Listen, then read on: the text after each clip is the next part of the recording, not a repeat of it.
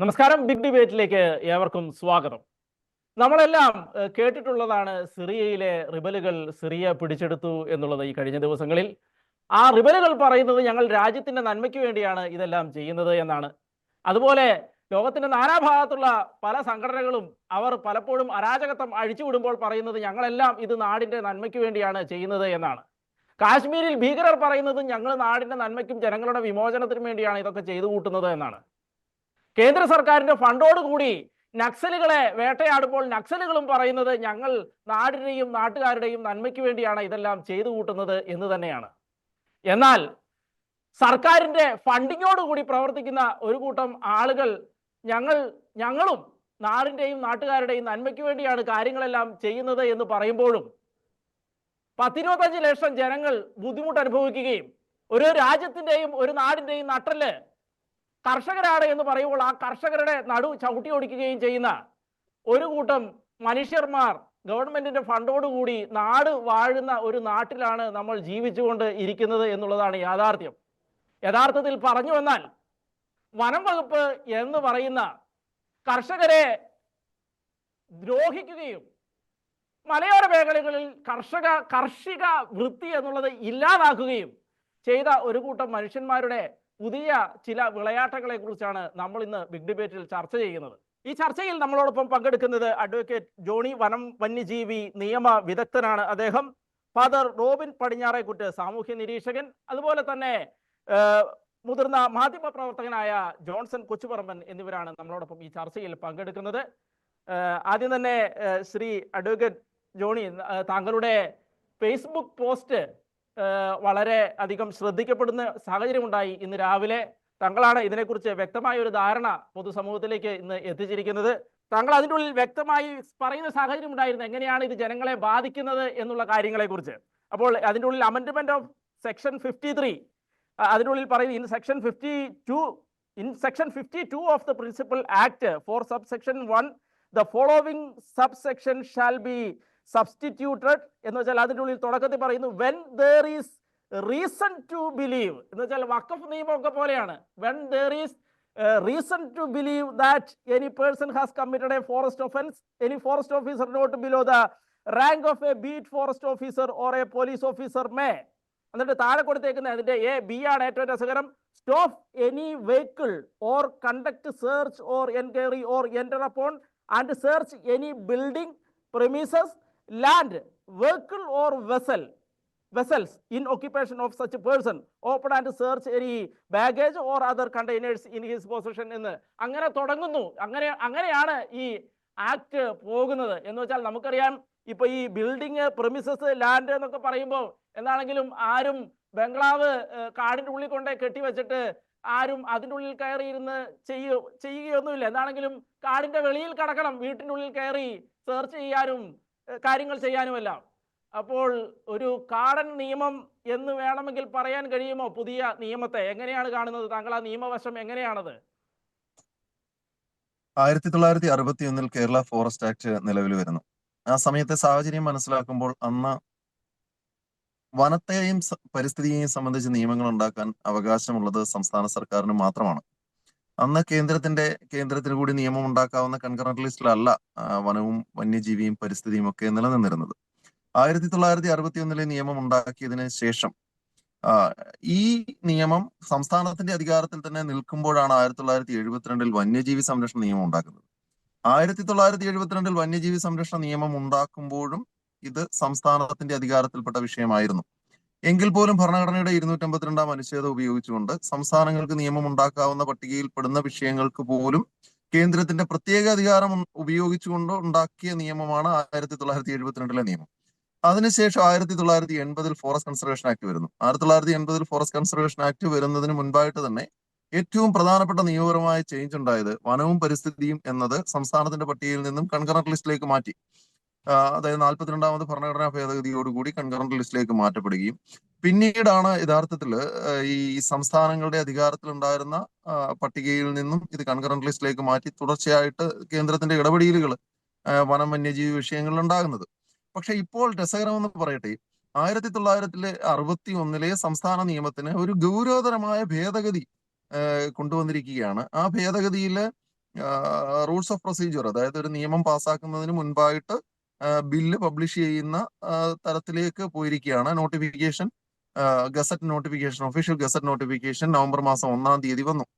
ഈ നവംബർ മാസം 1-ാം തീയതി ഗസറ്റ് നോട്ടിഫിക്കേഷൻ വരുന്നതിന് മുൻപ് തന്നെ 69 അനുസരിച്ചുള്ള പ്രൊസീജിയറിന് മുൻപായിട്ട് തന്നെ എല്ലാ MLA-മാർക്കും ഈ ഡ്രാഫ്റ്റ് കിട്ടിയിട്ടുണ്ടാകണം, കൊടുത്തേ മതിയാകൂ. അതിനുശേഷം മാത്രമേ 69 അനുസരിച്ചുള്ള പ്രൊസീജിയർ നോട്ടിഫിക്കേഷനിലേക്ക് പോകാൻ കഴിയുള്ളൂ. എന്തായാലും ഗസറ്റ് നോട്ടിഫിക്കേഷൻ വന്ന് അതിന്റെ കോപ്പി കിട്ടുമ്പോഴാണ് ഇതിന്റെ ഗൗരവം മനസ്സിലാകുന്നത്. ഇതിലെ പല കുറ്റകൃത്യങ്ങൾ തടയുന്നത് ഓക്കെ, അവിടെയല്ല ഇവിടെ പ്രതിസന്ധി വരുന്നത്, അവിടെയല്ല. ഇവിടെ സെക്ഷൻ 63 എന്ന് പറയുന്ന 63-ാമത്തെ വകുപ്പിൽ ഒരു ഗൗരവതരമായ ഭേദഗതി കൊണ്ടുവന്നിരിക്കുകയാണ്. അതിൽ ഈ നമ്മൾ മനസ്സിലാക്കേണ്ടത്, ഇവരെ ഈ എക്സൈസ് ഡിപ്പാർട്ട്മെന്റ് ആയിക്കോട്ടെ, ഫോറസ്റ്റ് ഡിപ്പാർട്ട്മെന്റ് ആയിക്കോട്ടെ, ഗവൺമെന്റ് മെഷീനറിയിൽ അല്ലെങ്കിൽ ഗവൺമെന്റ് ജോലിയിൽ ഏർപ്പെട്ടിരിക്കുന്ന ഏത് വ്യക്തികളെയും അവരുടെ ഡ്യൂട്ടിക്ക് തടസ്സപ്പെടുത്തുകയോ കയ്യേറ്റം ചെയ്യുകയോ ചെയ്തു കഴിഞ്ഞാൽ അതിന് അവർക്ക് ചെയ്യാവുന്ന ഓപ്ഷൻ പോലീസിലേക്ക് വിവരം അറിയിക്കുകയും പോലീസിൽ മൊഴി കൊടുക്കുകയും പോലീസ് അതിനകത്ത് പ്രാഥമിക അന്വേഷണം നടത്തിയതിനു ശേഷം മുൻപ് ഇന്ത്യൻ ശിക്ഷാ നിയമത്തിൽ ഉണ്ടായിരുന്ന വകുപ്പുകൾ ഉപയോഗിച്ച്, ഇപ്പോൾ പുതിയ നിയമമാണെങ്കിൽ പോലും അതിനെ തടയുന്നതിന് വേണ്ടിയിട്ടുള്ള സെക്ഷൻ 353, അതുപോലെ 332, 333 തുടങ്ങിയ വകുപ്പുകളൊക്കെ അതിനെ തടസ്സപ്പെടുത്തുന്നതിന് നിലവിലുണ്ട്. ആ നിയമങ്ങൾ, പുതിയ ക്രിമിനൽ നിയമങ്ങളുടെ പുതിയ നിയമങ്ങൾ വന്നപ്പോഴും സമാനമായ സെക്ഷൻസ് അതേ വകുപ്പിൽ അല്ലെങ്കിൽ ആ നിയമത്തിൽ നിർത്തിയിരിക്കുന്നു. പക്ഷെ ഇവിടെ എക്സൈസ് ഡിപ്പാർട്ട്മെന്റിനും ഇതേ സമാനമായ നിയമമാണെന്ന് ആലോചിച്ചോണം. എക്സൈസ് ഡിപ്പാർട്ട്മെന്റിന്റെ ഉദ്യോഗസ്ഥർക്ക് ഏതെങ്കിലും അവരുടെ ഡ്യൂട്ടിയിൽ തടസ്സം ഉണ്ടായാൽ അവർക്ക് സ്വയം കേസെടുക്കാൻ കഴിയില്ല. ഇവിടെ രസകരം അതല്ല. ഇവിടെ 63-ാമത്തെ വകുപ്പില് അവരുടെ ഡ്യൂട്ടിക്ക്, അതായത് വനം വകുപ്പിന്റെ വനത്തിനുള്ളിലോ ഏതെങ്കിലും കുറ്റകൃത്യത്തെ സംബന്ധിച്ച് അന്വേഷണം നടക്കുമ്പോഴോ ഒന്നുമല്ല, അവരുടെ ഡ്യൂട്ടിക്ക് വെളിയിൽ എവിടെയെങ്കിലും തടസ്സം നിൽക്കുന്നതായോ അല്ലെങ്കിൽ തടസ്സപ്പെടുത്താൻ ശ്രമിക്കുന്നതായോ ചെയ്യുന്ന ആൾക്കാരെ അവർക്ക് അങ്ങനെ പ്രത്യേകിച്ച് പോലീസിലേക്ക് ഒന്നും അറിയിക്കാതെ തന്നെ അവിടെ വെച്ച് തന്നെ അറസ്റ്റ് ചെയ്യാം. അറസ്റ്റ് തന്നെ വേണമെന്നില്ല, അറസ്റ്റും കസ്റ്റഡിയും തമ്മിൽ വ്യത്യാസമുണ്ട്. എന്നിട്ട് കസ്റ്റഡിയിൽ എടുത്തുകൊണ്ട് കൂട്ടിക്കൊണ്ട് പോവാം. കൂട്ടിക്കൊണ്ടുപോയിട്ട് ഏത് ഒഫൻസ് പ്രകാരം കേസ് രജിസ്റ്റർ ചെയ്യണമെന്ന് ആ നിയമത്തിൽ പറയുന്നില്ല. അങ്ങനെ കൂട്ടിക്കൊണ്ട് സ്റ്റേഷനിലേക്ക് പോകാമെന്ന് പറയുമ്പോൾ ഇന്ത്യൻ ഭരണഘടനയുടെ ആർട്ടിക്കിൾ 21 അനുസരിച്ച് കൊടുക്കുന്ന മൗലികാവകാശമില്ലേ, ഇവിടെ ആ മൗലികാവകാശത്തെ തടസ്സപ്പെടുത്തിക്കൊണ്ട്, സഞ്ചാര സ്വാതന്ത്ര്യം ഉൾപ്പെടെയുള്ള മൗലികമായിട്ട് ഇന്ത്യൻ ഭരണഘടന നൽകുന്ന സ്വാതന്ത്ര്യത്തെ മുഴുവൻ തടസ്സപ്പെടുത്തിക്കൊണ്ട്, മുഴുവൻ ഇല്ലായ്മ ചെയ്തുകൊണ്ട്, പോലീസിലേക്ക് ഒന്നും വിവരം അറിയിക്കാതെ, ഒരു കേസുകളും രജിസ്റ്റർ ചെയ്യാതെ അവർക്ക് തന്നെ ഈ ഏത് വ്യക്തികളെയും പിടിച്ച് സ്റ്റേഷനിലേക്ക് കൊണ്ടുപോകാം എന്നൊരു നിയമം, എന്നൊരു അധികാരം ഈ കേരളത്തിലെ വനംവകുപ്പ് ഉദ്യോഗസ്ഥർക്ക് കൊടുക്കുമ്പോൾ ആലോചിച്ചോണം. ഇത് വനത്തിനുള്ളിൽ വെച്ചല്ല, വനത്തിനുള്ളിലുള്ള അധികാരമല്ല ഉപയോഗിക്കുന്നത്. അങ്ങനെ കൂട്ടിക്കൊണ്ടുപോയതിനു ശേഷം സ്റ്റേഷനിലേക്ക് കൊണ്ടുപോവുകയാണ്. എന്ത് കേസ്, എന്ത് അടിസ്ഥാനത്തിലാണ് ഇങ്ങനെ ഒരു നിയമ ഭേദഗതി നിർദ്ദേശിക്കുന്നത്? ഇവിടെ മനസ്സിലാക്കേണ്ടത്, ഇതിന്റെയൊക്കെ ഉറവിടം എവിടെ നിന്നാണ്? ഇത് ആരാണ് ഇങ്ങനെയുള്ള നിയമങ്ങൾ ഉണ്ടാക്കുന്നത്? നിയമം ഉണ്ടാക്കാൻ അധികാരം ഭരണഘടന നൽകിയിരിക്കുന്നത് ജനങ്ങൾക്കാണ്. അത് ജനപ്രതിനിധികളിലൂടെ നിയമനിർമ്മാണ സഭകളിലേക്ക് ബില്ലുകളായിട്ടെത്തി. അത് ജനങ്ങളാണ് നിയമം ഉണ്ടാക്കേണ്ടത്. ഇവിടെ ഉദ്യോഗസ്ഥരുടെ താല്പര്യപ്രകാരം, വനം വകുപ്പിലെ ഉദ്യോഗസ്ഥർ അവരുടെ ഉദ്യോഗസ്ഥ താല്പര്യപ്രകാരം എഴുതിയുണ്ടാക്കുന്ന ഭേദഗതികൾ യാതൊരുവിധ ചർച്ചയും കൂടാതെ, യാതൊരുവിധ പൊതുജന ശ്രദ്ധയിലേക്കും വരാതെ നേരിട്ട് നിയമ ഭേദഗതിയായിട്ട് വരികയാണ്. ഇവിടെ പൊതുസമൂഹം ഈ വിഷയങ്ങളൊന്നും ചർച്ച ചെയ്യുന്നില്ല. അപ്പോൾ ഇങ്ങനെ ഒരു ഭേദഗതി പാസ്സാക്കപ്പെടുന്ന സാഹചര്യം ഉണ്ടായി കഴിഞ്ഞാൽ കേരളത്തിലെ മലയോര മേഖല നിരവധിയായ പ്രതിസന്ധികളിലൂടെ കടന്നുപോവുകയാണ്. ഇനി മലയോര മേഖല മാത്രമല്ല, തീരദേശത്ത് പോലും വനം വകുപ്പ് എന്ത് ചെയ്യുന്നു? ഈ സെക്ഷൻ 3 അനുസരിച്ചുകൊണ്ട് നോട്ടിഫിക്കേഷൻ ഇറക്കി തൃശ്ശൂരിലെ തീരദേശ മേഖല, പാവറട്ടി പോലെയുള്ള, ചേറ്റുവ പോലെയുള്ള തീരദേശ മേഖലകളിൽ ഒരേക്കർ കണ്ടൽക്കാടുള്ള സ്ഥലത്ത്, യഥാർത്ഥത്തിൽ ഒരേക്കർ പ്രൈവറ്റ് ഹോൾഡിംഗിൽ നിൽക്കുന്ന കണ്ടൽക്കാടിനെ ഉൾപ്പെടുത്തിക്കൊണ്ട് 240ഓളം ഏക്കർ ഭൂമിയല്ല, അവിടുത്തെ ഒരു പുഴ തന്നെ, പെരിങ്ങാട് പുഴ തന്നെ വനമായിട്ട് ഡിക്ലെയർ ചെയ്തുകൊണ്ട് തീരദേശ മേഖലകളിലേക്കും വനം വകുപ്പ് അവരുടെ അധികാര ദുർവിനിയോഗം നടത്തിക്കൊണ്ടിരിക്കുകയാണ്. പിന്നെ ബാലവനം, വിദ്യാവനം എന്നൊക്കെ പറഞ്ഞുകൊണ്ട് സോഷ്യൽ ഫോറസ്ട്രിയുടെ അവരുടെ അധികാരം വർദ്ധിപ്പിക്കുന്ന, വനത്തിന് പുറത്തേക്ക് കൊണ്ടുവരുന്ന ഒരു സാഹചര്യം ഇപ്പോഴും നിലനിൽക്കുന്നു. അങ്ങനെ നിൽക്കുന്ന സാഹചര്യത്തിൽ നിരവധിയായ സംഘർഷങ്ങളും പ്രശ്നങ്ങളും, ഈ വന്യജീവി ആക്രമണങ്ങള്, അതിനെ തുടർന്നുള്ള പ്രശ്നങ്ങള്, ഇക്കോളജിക്കലി സെൻസിറ്റീവ് ഏരിയയുടെ പ്രശ്നങ്ങള്, ബഫർ സോൺ സംബന്ധിച്ച സമരങ്ങള്, ഇവിടെയൊക്കെ ഉണ്ടാകുന്ന പൊതുജന സമരങ്ങളെ അടിച്ചമർത്തുക എന്നുള്ള ദുരുദ്ദേശത്തോടു കൂടി തന്നെ, അതായത് ഒരാളും സമരം ചെയ്യരുത്, അല്ലെങ്കിൽ ഒരാളും അവരവരുടെ അവകാശങ്ങൾക്ക് വേണ്ടിയിട്ടോ അവരുടെ സ്വത്ത് സംരക്ഷിക്കുന്നതിന് വേണ്ടിയിട്ടോ മൗലികാവകാശങ്ങൾ സംരക്ഷിക്കുന്നതിനോ വേണ്ടിയിട്ട് പോലും ഒരു വനം വകുപ്പ് ഉദ്യോഗസ്ഥർക്കെതിരെയും വിരൽ അനക്കരുത് എന്നുള്ള ദുരുദ്ദേശത്തോടു കൂടി വനം വകുപ്പ് ഉദ്യോഗസ്ഥർ ഗൂഢപദ്ധതി തയ്യാറാക്കിക്കൊണ്ട് ഇങ്ങനെ ഒരു ഭേദഗതി നിർദ്ദേശിച്ചിരിക്കുകയാണ്. ഈ ഭേദഗതി പാസ്സാക്കുന്നതോട് കൂടി ഏത് ഫോറസ്റ്റ് ഉദ്യോഗസ്ഥർക്കും അന്യായമായിട്ട് ഏതൊരു വ്യക്തിയുടെയും സഞ്ചാര സ്വാതന്ത്ര്യത്തിലേക്ക് കടന്നു കയറിക്കൊണ്ട് ആൾക്കെതിരെ ഒരു നിയമപരമായ കേസ് രജിസ്റ്റർ ചെയ്തുകൊണ്ടൊന്നുമല്ല, അന്യായമായിട്ട് പിടിച്ചുകൊണ്ട് പോകാനായിട്ട് അവകാശം കൊടുക്കുക എന്ന് പറഞ്ഞു കഴിഞ്ഞാൽ ഇവിടെ എന്താണ് വനരാജ് പ്രഖ്യാപിക്കാൻ ഉദ്ദേശിച്ചിരിക്കുകയാണോ? ഇങ്ങനെയുള്ള നിയമങ്ങൾ ഗൗരവതരമായ ചർച്ചയ്ക്കും അതുപോലെ ഈ നിയമങ്ങൾ തടസ്സപ്പെടുത്തേണ്ടത് തന്നെയാണ്. ഇങ്ങനെ ഒരു ഭേദഗതി പാസ്സാകുന്നത് വളരെ ഗുരുതരമായ പ്രത്യാഘാതം കേരളത്തിൽ ഉണ്ടാക്കുമെന്നുള്ളതിൽ ഒരു സംശയവുമില്ല. ഫാദർ റോബിൻ പടിഞ്ഞാറേക്കുട്ടൻ, നമുക്കറിയാം എങ്ങനെയാണ് ഫോറസ്റ്റുകാർ ആളുകളെ കസ്റ്റഡിയിൽ എടുത്തിട്ട് എങ്ങനെ കൈകാര്യം ചെയ്ത് എങ്ങനെയാണ് അവർ ചെയ്തത് എന്നുള്ളതിനെ കുറിച്ച് ഒരുപാട് സംഭവങ്ങൾ ഉണ്ടായിട്ടുണ്ട്. ചില ആളുകൾ ആത്മഹത്യ ചെയ്യുന്ന സാഹചര്യം ഉണ്ടായിട്ടുണ്ട്. അങ്ങനെ പല സംഭവങ്ങളും നമുക്കറിയാം. ഇനി ഇതുകൂടാതെ കർഷകരെ ഏതൊക്കെ രീതിയിൽ ഈ ഉദ്യോഗസ്ഥർ പീഡിപ്പിച്ചിട്ടുണ്ട് എന്നും ഏതൊക്കെ രീതിയിൽ അവരെ മാനസികമായി തളർത്താൻ പറ്റുന്ന രീതിയിൽ തളർത്തുന്നു, അതുപോലെ തന്നെ പല രീതിയിലും കർഷകരെ ആ മേഖലകളിൽ നിന്ന് ഒഴിവാക്കാനുള്ള ശ്രമങ്ങൾ നടത്തുന്നു, ഇങ്ങനെ പല രീതിയിലുള്ള കാര്യങ്ങൾ ഈ ഉദ്യോഗസ്ഥരുടെ ഭാഗത്തു നിന്ന് ഉണ്ടായിട്ടുണ്ട്.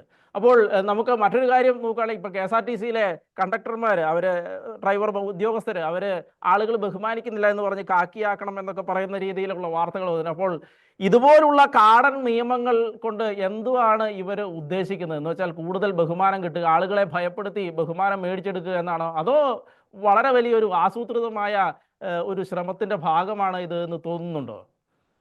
തീർച്ചയായിട്ടും ഇതൊരു വലിയ ആസൂത്രണമായിട്ടുള്ള ഒരു നടപടിയാണ്. എന്ന് വെച്ചാല് ഫോറസ്റ്റുകാർ നശിപ്പിച്ച ജീവിതങ്ങള്, ഇല്ലാതാക്കിയ ജീവിതങ്ങള്, അനേക ജീവിതങ്ങൾ എനിക്ക് അറിയാം.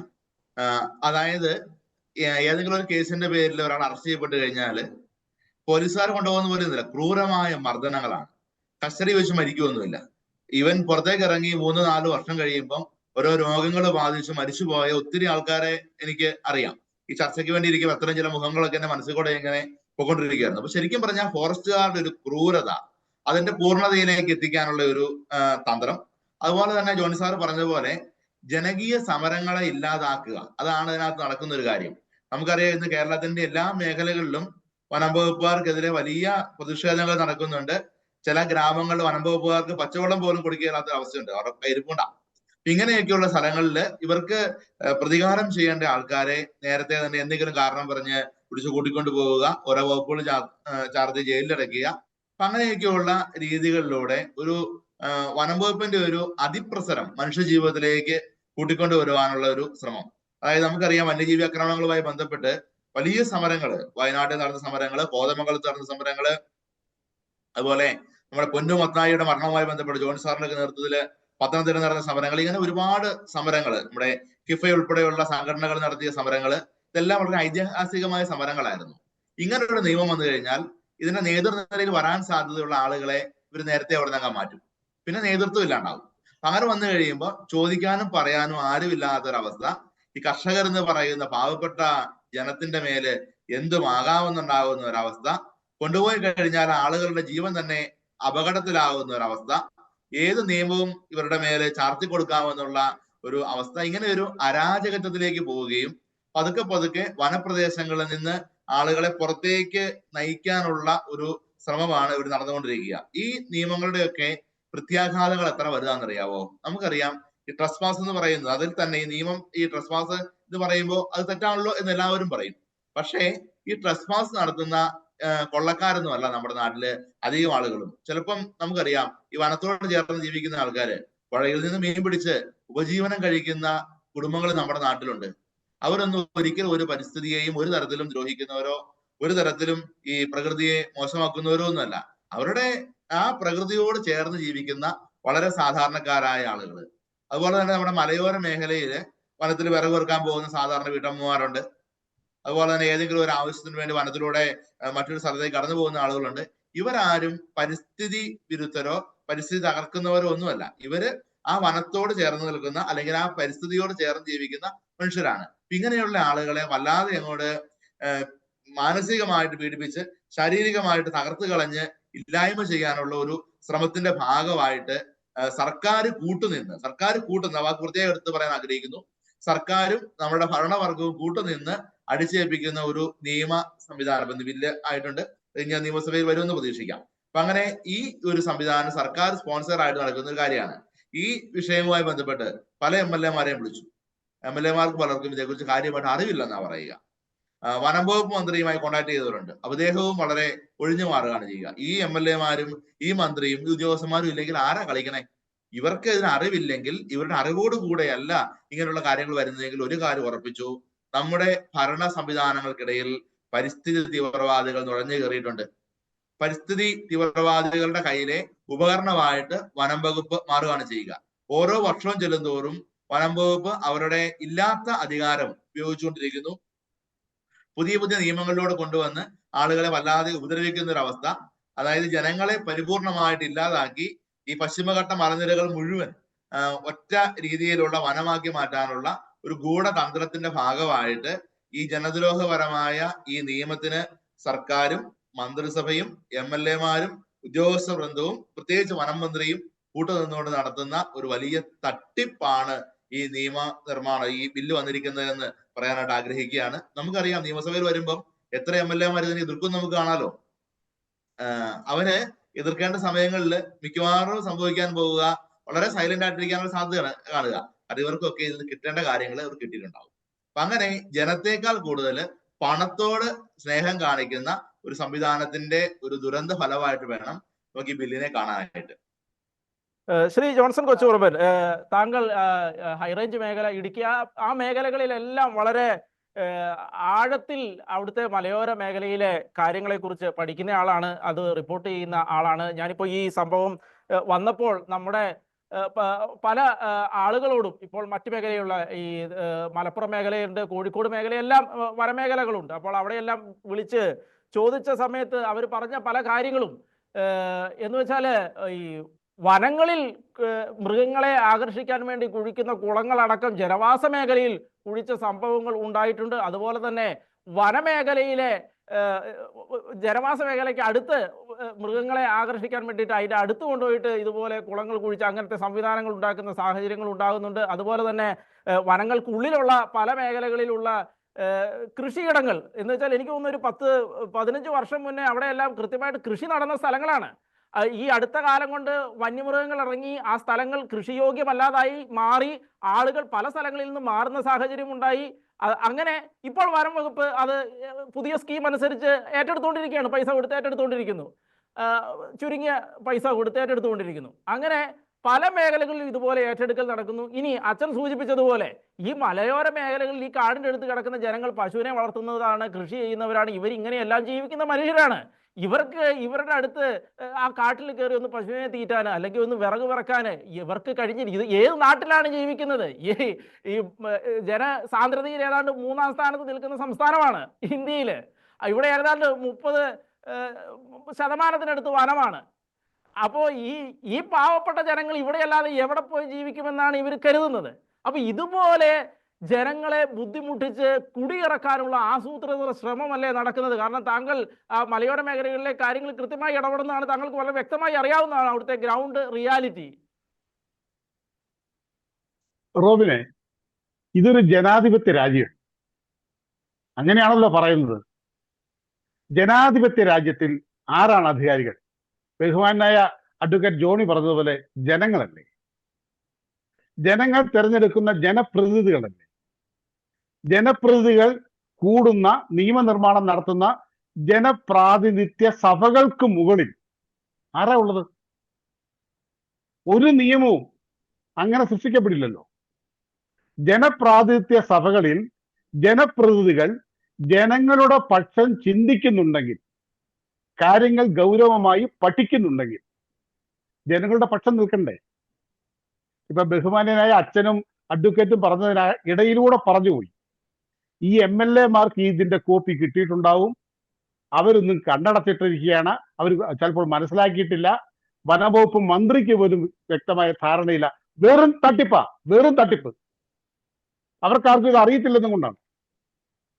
എല്ലാവർക്കും അറിയാം ഇപ്പൊ വഖഫ് നിയമത്തിനെ നമ്മൾ അറിയുന്നുണ്ടല്ലോ. ഇതിനിടയിൽ ഞാൻ ഒന്ന് പറഞ്ഞു പോവാം. വഖഫ് നിയമത്തെ പൊതുസമൂഹത്തിൽ വന്ന് എതിർക്കുകയും നിയമസഭയിൽ മൗനം പാലിക്കുന്നതും കണ്ടില്ലേ?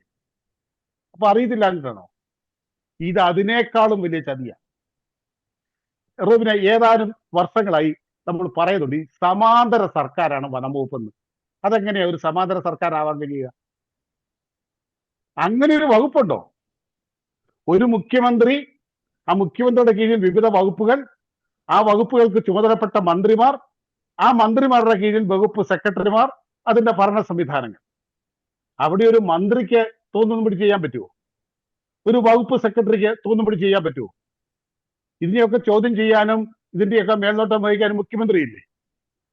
ഇനി ഇവരെല്ലാം കൂടി തെറ്റ് ചെയ്താൽ അതിനെ വേണ്ട വിധത്തിൽ ചോദ്യം ചെയ്യാൻ പ്രതിപക്ഷമില്ലേ? അപ്പൊ സമാന്തര സർക്കാർ എന്നൊക്കെ പറഞ്ഞ് അങ്ങനെ വകുപ്പ് ചെയ്യുന്ന എല്ലാത്തിനെയും ഒന്നും ന്യായീകരിക്കാൻ കഴിയില്ല. ഇത് വളരെ വ്യക്തമായിട്ട് പറയാം. ഞാൻ മറയൂർ, കാന്തല്ലൂർ പ്രദേശങ്ങളിൽ പോയി ഇനി വരാൻ പോകുന്ന ദുരന്തത്തിന്റെ മുഴുവൻ രൂപവും ഭാവവും തിരിച്ചറിഞ്ഞ ഒരു മാധ്യമ പ്രവർത്തകനാണ്. അവിടെ ജനങ്ങൾക്ക് വനംവകുപ്പിനെ ഭയമാണ്. ജനങ്ങൾക്ക് മാത്രമല്ല, അവിടെയുള്ള ഗവൺമെന്റ് ഉദ്യോഗസ്ഥർക്ക്, അവിടെയുള്ള പോലീസുകാർക്ക്. കേട്ടിട്ടുണ്ടോ കേരളത്തിൽ അങ്ങനെ ഒരു സ്ഥലം? മറയൂർ സ്റ്റേഷനിൽ ചെന്നാൽ പോലീസുകാർക്ക് വനംവകുപ്പിനെ പേടിയാ. കാരണം എന്താണെന്നറിയാവോ? ചുറ്റുവട്ടത്ത് മുഴുവനും വനംവകുപ്പിന്റെ ചെക്ക് പോസ്റ്റാ. വനംവകുപ്പിനെതിരെ ഒരു ചെറുവിരൽ അനക്കിയാൽ ഒരു ചെക്ക് പോസ്റ്റ് കടന്നു പോവില്ല. വനത്തിനുള്ളിൽ എവിടെയെങ്കിലും ഒരു വാഹനത്തിനകത്ത് ചന്ദനം വെച്ച് നിർദാക്ഷിണ്യം പിടിച്ചകത്തോട്ടിടും. ഞാനവിടെ പോയി, ബഹുവന്നായ വക്കീലുണ്ടല്ലോ, ഒരു വക്കീലുമായിട്ട് സംസാരിച്ചു. ആ വക്കീൽ എനിക്ക് ഒത്തിരി ഇൻഫോർമേഷൻസ് തന്നു. എന്നിട്ട് ആ വക്കീല് പറഞ്ഞു, പരസ്യമായിട്ട് എനിക്കിത് പ്രതികരിക്കാൻ കഴിയില്ല, എനിക്കും പുറത്തോട്ട് പോകണ്ടേ, ഇവന്മാരുടെ ഈ വേലി കിടക്കാതെ പുറത്തോട്ട് പോകാൻ കഴിയുമോ? ഇതാണ് നാളെ കേരളത്തിന് വരാൻ പോകുന്ന ദുരന്തം. നാളെ കേരളത്തിന് മലയോര മേഖലയിൽ മാത്രമല്ല, ഈ നിയമം വന്നാൽ ബഫർ സോൺ ആയി, ESA ആയി, EFL ആയി, ഈ വനനിയമം കേരളം മുഴുവൻ അങ്ങ് വ്യാപിക്കും. കേരളത്തിലെ ജനം വനം വകുപ്പിനെ ഭയന്ന് ജീവിക്കേണ്ടി വരും. ബഹുമാനായ അഡ്വക്കേറ്റ് ചോർന്നല്ലോ, പൗരാവകാശത്തിൽ ഏറ്റവും പ്രധാനമാണല്ലോ അവന്റെ അഭിപ്രായം പറയുക. അഭിപ്രായം പറയുന്നതിന് തുല്യമായ അവകാശം അവനുണ്ട്, അവന്റെ വിയോജിപ്പ് പ്രകടിപ്പിക്കാനും. ഏതെങ്കിലും വനം വകുപ്പ് ഉദ്യോഗസ്ഥന്റെ വ്യക്തിപരമായ കാര്യത്തിനെതിരെയാണോ ജനരോഷം ഉയരുന്നത്? ഏതെങ്കിലും വനം വകുപ്പിന്റെ ഏതെങ്കിലും നിലപാടുകൾക്കെതിരെ തീവ്രമായ ജനരോഷം ഉയരുന്നുണ്ടോ? ഇല്ല.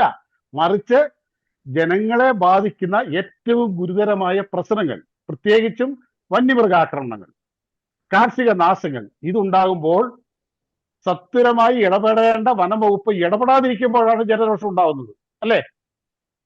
ആണല്ലോ. അങ്ങനെ ഉണ്ടാകുന്ന ജനരോഷങ്ങളെ തടയുന്നതിന് വേണ്ടി ഞങ്ങൾക്കെതിരെ ആരും ഇനി മിണ്ടാൻ പാടില്ല, ഞങ്ങൾക്കെതിരെ ആരും സമരം ചെയ്യാൻ പാടില്ല, ഞങ്ങൾക്കെതിരെ ആരും പ്രതികരിക്കാൻ പാടില്ല. അത് പൊതുപ്രവർത്തകരായാലും കുഴപ്പമില്ല, രാഷ്ട്രീയക്കാരായാലും കുഴപ്പമില്ല, കർഷകരായാലും കുഴപ്പമില്ല. വനം വകുപ്പിനെതിരെ നമുക്ക് മുഖ്യമന്ത്രിക്കെതിരെ സമരം ചെയ്യാം, പ്രധാനമന്ത്രിയുടെ കോപം കത്തിക്കാം. ഇത് ജനാധിപത്യ രാജ്യമാണ്.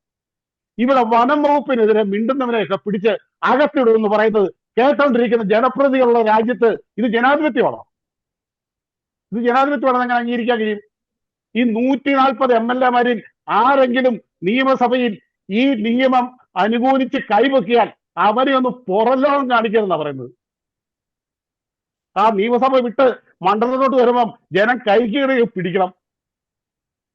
വഖഫ് നിയമത്തിൽ കാണിച്ച ആ പരിപാടി ഉണ്ടല്ലോ, പുറത്ത് വന്നിട്ട് വഖഫ് നിയമത്തെ എതിർക്കുന്നു എന്ന് പറയും, അകത്ത് എന്നിട്ട് മിണ്ടാതിരിക്കുകയും ചെയ്ത പരിപാടി. ആ പരിപാടി കൂടെ ഇതിലൂടെ അനുവദിക്കാൻ പാടില്ല.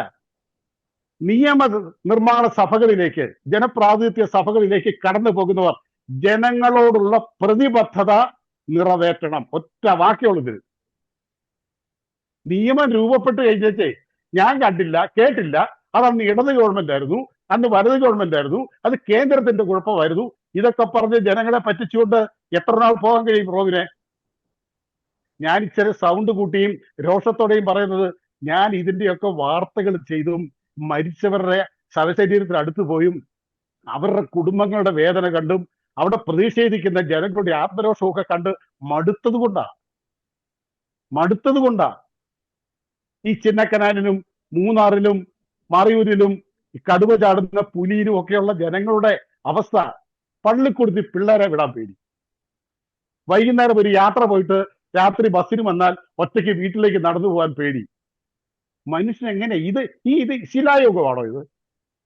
ഈ ആധുനിക ലോകത്ത് മനുഷ്യന് ഇങ്ങനെ ഭയപ്പെട്ട് ജീവിക്കാൻ കഴിയൂ? ഇത് ഞാൻ താമസിക്കുന്നത് കുടിയേറ്റ മേഖലയാണ്. 1950 കാലഘട്ടങ്ങളിൽ കുടിയേറിയ പ്രദേശം അണിനിരക്കുന്നുണ്ട്. അന്ന് എന്റെയൊക്കെ കാരണവന്മാർ അല്ല ആ പൂർവികര് അന്നുണ്ടായിരുന്നതിനേക്കാൾ വന്യമൃഗമുണ്ട് ഇപ്പോ. ആ കാലഘട്ടത്തിൽ ഇത്ര ആനശല്യം ഇല്ലായിരുന്നു. അന്ന് കടുവയൊന്നും ഈ പ്രദേശത്തേ ഇല്ലായിരുന്നു.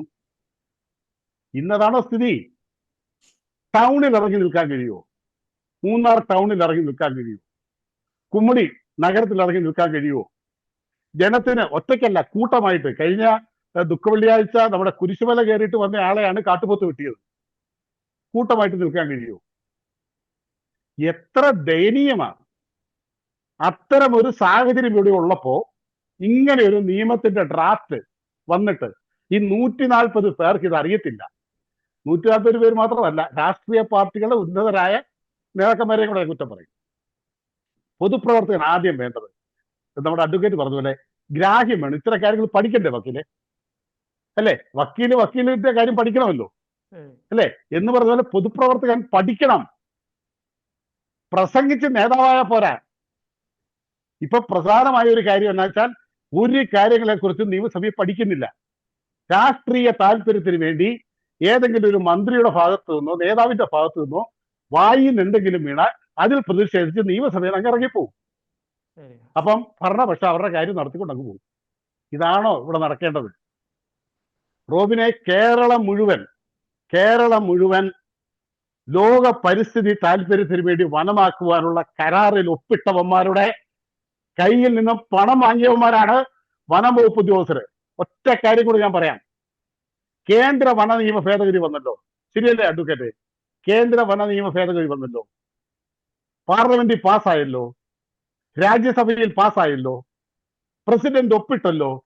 അതിനെതിരെ സുപ്രീം കോടതിയിൽ പോയതാരാ? വനം വകുപ്പല്ല പോയത്. ഒരു വകുപ്പിന് അങ്ങനെ ഗവൺമെന്റിന്റെ നിയമത്തിനെതിരെ പോകാൻ കഴിയും?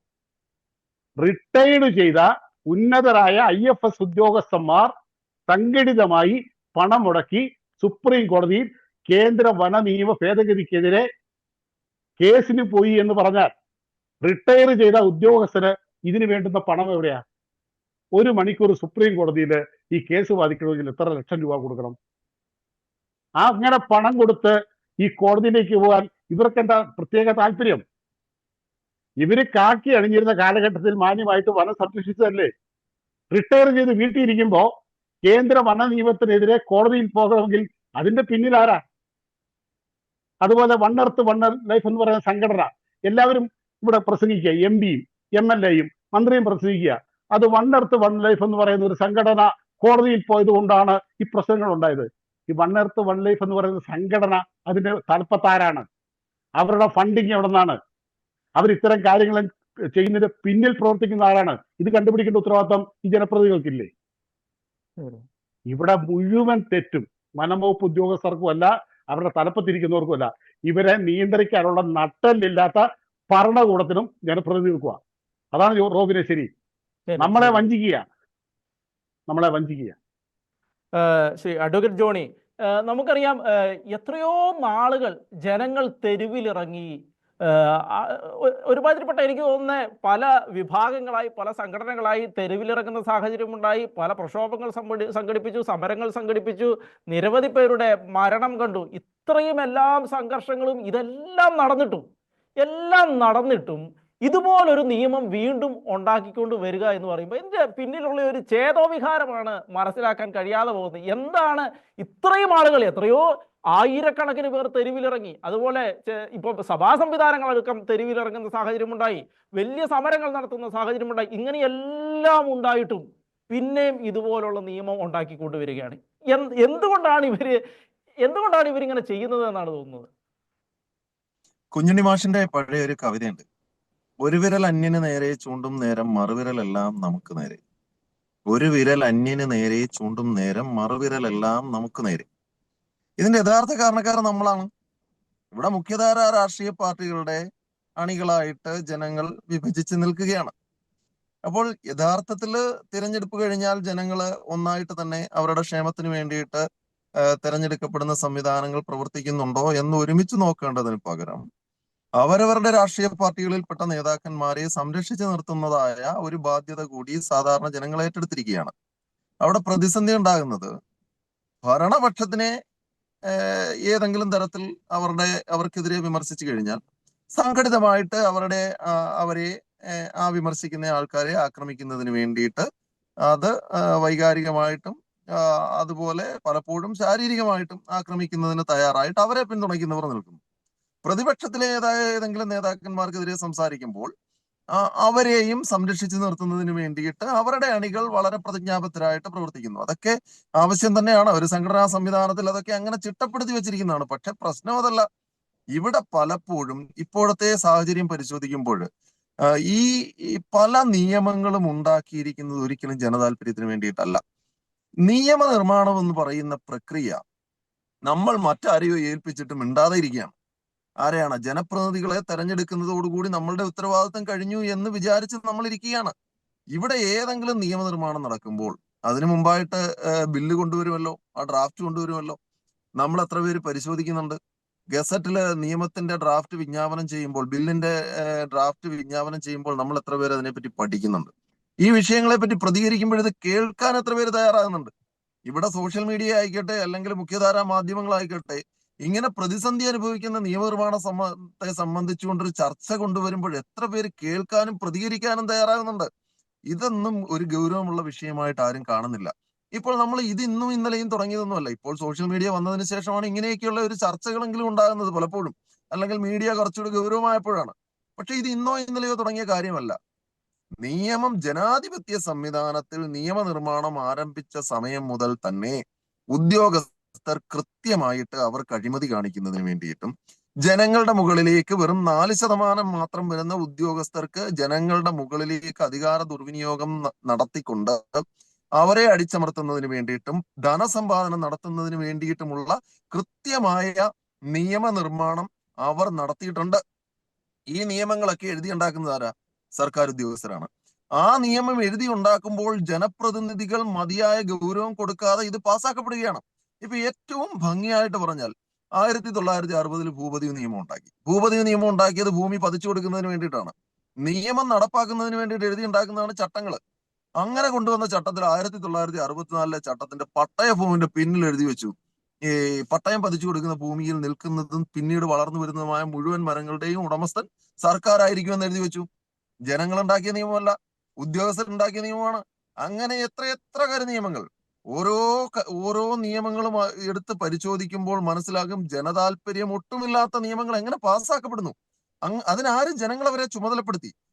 ജനപ്രതിനിധി എന്ന് പറഞ്ഞാൽ ജനങ്ങൾക്ക് വേണ്ടിയിട്ട് നിയമം ഉണ്ടാക്കുന്നതിന് വേണ്ടിയിട്ട് ചുമതലപ്പെടുത്തി ജനങ്ങൾക്ക് ആവശ്യമായിട്ടുള്ള നിയമങ്ങൾ ഉണ്ടാക്കുന്നതിനാണ് അവരെ തെരഞ്ഞെടുക്കുന്നത്. ഇവിടെ ഉദ്യോഗസ്ഥ താല്പര്യം സംരക്ഷിക്കുകയാണ്. ഇപ്പോഴിങ്ങനെ ഒരു ഭേദഗതി കൊണ്ടുവരാൻ നമ്മളൊന്ന് ആലോചിച്ച് നോക്കി. ഇവിടെ കേരളത്തിൽ എത്ര ഫോറസ്റ്റ് ഉദ്യോഗസ്ഥര് ആക്രമിക്കപ്പെട്ടതിന്റെ റിപ്പോർട്ടിന്റെ അടിസ്ഥാനത്തിലാണ് ഇങ്ങനെ ഗൗരവതരമായ ഒരു നിയമ ഭേദഗതി കൊണ്ടുവരുന്നത്? അല്ല, അവരതിന് പറയുന്ന ന്യായീകരണം ഇതാണ്. എന്ന് വെച്ചാൽ കാടിന്റെ ഉള്ളിൽ വെച്ചാണ് പലപ്പോഴും ആക്രമണം ഉണ്ടാകുന്നത്. അവിടെ ഞങ്ങൾ പോലീസുകാരെ വിളിക്കുമ്പോൾ തന്നെ ഇവർ രക്ഷപ്പെട്ടു പോകും. അങ്ങനെയൊക്കെയാണ് ഇതിനുള്ളിൽ എഴുതി വെച്ചേക്കുന്നത്. അത് ഒബ്ജക്റ്റീവ് ക്ലോസിൽ പറഞ്ഞിരിക്കുന്ന കാര്യങ്ങൾ നിരന്തരമായിട്ട് വനം വകുപ്പ് ഉദ്യോഗസ്ഥരുമായിട്ട് സംഘർഷം ഉണ്ടാകുന്നതിനുള്ള സാധ്യതകളുണ്ടെന്നാണ്. അപ്പോൾ മനുഷ്യൻ സംസാരിക്കാൻ പാടില്ല. മനുഷ്യൻ അവന്റെ അവകാശങ്ങൾക്ക് വേണ്ടിയിട്ട് സംസാരിക്കാനേ പാടില്ല. നിങ്ങൾ സഹിച്ചോണം. ഏറ്റവും രസകരം 1972 വന്യജീവി സംരക്ഷണ നിയമം ഒന്ന് പരിശോധിച്ചു കഴിഞ്ഞാൽ അവിടെ വന്യജീവികളുടെ ഹാബിറ്റാറ്റ് എവിടെയാണ് എന്ന് ഫിക്സ് ചെയ്തിട്ടില്ല. അപ്പോൾ അതൊക്കെ വളരെ വലിയ ഗൂഢാലോചനയാണ്. അതായത് 1978 വരെയും വസ്തുവകകൾ മൗലിക അവകാശത്തിൽ പെടുന്നതായിരുന്നു. വസ്തുവകകൾ വാങ്ങുന്നതിനും അല്ലെങ്കിൽ വസ്തുവകകൾ സംരക്ഷിക്കുന്നതിന് വേണ്ടിയിട്ടുമുള്ള അധികാരം മൗലികാവകാശമായിരുന്നു. 1978 44ാമത് ഭരണഘടനാ ഭേദഗതിയിൽ അതിനെ മൗലികാവകാശത്തിൽ നിന്നും എടുത്തിട്ട് അതൊരു കോൺസ്റ്റിറ്റ്യൂഷണൽ റൈറ്റ് മാത്രമാക്കി. അതായത് ഭരണഘടനാപരമായ ഒരു അവകാശം മാത്രമാക്കി, അല്ലെങ്കിൽ ഒരു ലീഗൽ റൈറ്റ് മാത്രമാക്കി. ഫണ്ടമെന്റൽ റൈറ്റ്സിൽ നിന്ന് മാറ്റിയിട്ട് ലീഗൽ റൈറ്റ് മാത്രമാക്കിയിട്ട് അതിന്റെ അധികാരത്തെ കുറച്ചു കൊണ്ടുവന്നു 1978. അതിനുശേഷം ആർട്ടിക്കിൾ 300A എന്ന് പറയുന്ന ഒരു പ്രത്യേക ഒരു കോൺസ്റ്റിറ്റ്യൂഷണൽ റൈറ്റ് മാത്രമാക്കി, അതല്ലെങ്കിൽ ഒരു ലീഗൽ റൈറ്റ് മാത്രമാക്കിയിട്ട് വസ്തുക്കളെ സംരക്ഷിക്കുന്നതിന് വേണ്ടിയിട്ടുള്ള അവകാശം ഒതുക്കി. അതല്ലെങ്കിൽ ഗവൺമെന്റിന് പോലും മൗലികാവകാശത്തിലേക്ക് കടന്നു കയറാൻ കഴിയില്ല. ആ ആ മൗലികാവകാശത്തിൽ നിന്നും അവനവന്റെ വസ്തുക്കൾ സംരക്ഷിക്കുന്നതിനെ മാറ്റിയത് തന്നെ ഇങ്ങനെയൊക്കെയുള്ള പദ്ധതികൾ മുൻപിനാലെ തന്നെ ആസൂത്രണം ചെയ്തിരുന്നു. ഇന്ന് കേരളത്തിലെ മലയോര മേഖലയെ ഒറ്റ വനമാക്കി മാറ്റിയെടുക്കുന്നതിന് വേണ്ടിയിട്ടുള്ള ഒരു പദ്ധതിയാണ് ആസൂത്രണം ചെയ്ത് നടപ്പാക്കുന്നത്. അല്ല, ആ അതിന്റെ കൂടെ എനിക്ക് ഒരു നടപ്പാക്കുന്നതിന് കാര്യം കൂടെ അതിന്റെ കൂടെ ചോദിക്കുകയുള്ളൂ. എന്ന് വെച്ചാൽ നമ്മൾ കേട്ടിട്ടുണ്ട് ഈ ഡീപ് സ്റ്റേറ്റ് എന്നൊക്കെ പറയുന്ന പോലെ, നമ്മൾ പല രാജ്യത്തും കേട്ടിട്ടുണ്ട് അമേരിക്കയിലെ ഡീപ് സ്റ്റേറ്റ് എന്നൊക്കെ. അതുപോലെ ഒരു ഉദ്യോഗസ്ഥ ലോബിയുടെ ഒരു എന്ന് വെച്ചാൽ രാഷ്ട്രീയക്കാരെ എല്ലാം മാറ്റി നിർത്തിച്ച് അങ്ങനെ ഒരു ലോബിയുടെ ഇടപെടൽ പോലെയാണ്. അങ്ങനെ താങ്കൾക്ക് അതിനെക്കുറിച്ച് എന്തുവാണ് തോന്നുന്നത്? ഇവിടെ രണ്ട് പ്രശ്നങ്ങളുണ്ട്. ഒന്ന്, ഒരുപക്ഷെ ജെന്യുവിനായിട്ട് ഇടപെടണമെന്ന് ആഗ്രഹിക്കുന്ന രാഷ്ട്രീയ നേതാക്കന്മാരുണ്ടാവും, അല്ലെങ്കിൽ തെരഞ്ഞെടുക്കപ്പെടുന്ന ജനപ്രതിനിധികളുണ്ടാവും. അവർക്ക് നിയമനിർമ്മാണത്തെ പറ്റി കാര്യമായിട്ടുള്ള അറിവ് കാണില്ല. രണ്ടാമത്, ബോധപൂർവം തന്നെ ഇങ്ങനെയൊക്കെയുള്ള കരുനിയമങ്ങൾ ഉണ്ടാക്കുന്നതിന് വേണ്ടിയിട്ട് പിന്തുണച്ചു കൊടുക്കുന്ന ജനപ്രതിനിധികളും ഉണ്ടാവും. ഇവരെ രണ്ടിനെയും രണ്ടായിട്ട് കാണണം. അതായത് പ്രാർത്ഥിക്കണമെന്ന് ആഗ്രഹിക്കുന്നവന് തല നേരെ നിൽക്കുന്നില്ല, തല നേരെ നിൽക്കുന്നവൻ കൃത്യമായിട്ട് പ്രാർത്ഥിക്കണമെന്ന് ആഗ്രഹമില്ല, അവന് ഗൂഢോദ്ദേശമുണ്ട്. ഇവിടെ ഈ ജനപ്രതിനിധികളെ കൂടി പലപ്പോഴും ഈ മന്ത്രിമാരെയും അല്ലെങ്കിൽ MLA-മാരെയും ഒക്കെ അവർക്ക് വിശ്വാസം ഉദ്യോഗസ്ഥർ പറയുന്നതാണ്. സ്വതന്ത്രമായിട്ട് സംസാരിക്കുന്നവരെയൊക്കെ ഒരു വൈരനിര്യാതന ബുദ്ധിയോടുകൂടി അല്ലെങ്കിൽ ശത്രുസ്ഥാനത്ത് നിർത്തിക്കൊണ്ടാണ് ഈ പ്രതിഷേധങ്ങളെയും അല്ലെങ്കിൽ വിമർശനങ്ങളെയും ഒക്കെ കാണുന്നത്. അതിനെ ഒരു ഒരു ഒരു പ്രൊവാക്റ്റീവായിട്ട്, അല്ലെങ്കിൽ അതിൽ എന്തെങ്കിലും ഗൗരവമുള്ള പ്രതിസന്ധി ഉള്ളത് കൊണ്ടാണ് മറ്റ് സ്വതന്ത്രരായിട്ട് നിൽക്കുന്ന മനുഷ്യർ അതിനെപ്പറ്റി സംസാരിക്കുന്നത് എന്ന് കാണേണ്ടതിന് പകരം ആര് ആര് വിമർശനം ഉന്നയിച്ചാലും അവരെ ശത്രുപക്ഷത്ത് നിർത്തുകയാണ്. എന്നിട്ട് അവരെ എങ്ങനെ അറ്റാക്ക് ചെയ്യാം, അങ്ങനെ സ്വതന്ത്രമായിട്ട് സംസാരിക്കുന്നവരെ എങ്ങനെ കോർണർ ചെയ്യാം, അങ്ങനെ ചിന്തിച്ചുകൊണ്ട് പോകുമ്പോഴാണ് ഈ ഏറ്റവും വലിയ ഗൗരവമുള്ള പ്രതിസന്ധി ഇവിടെ സൃഷ്ടിക്കപ്പെടുന്നത്.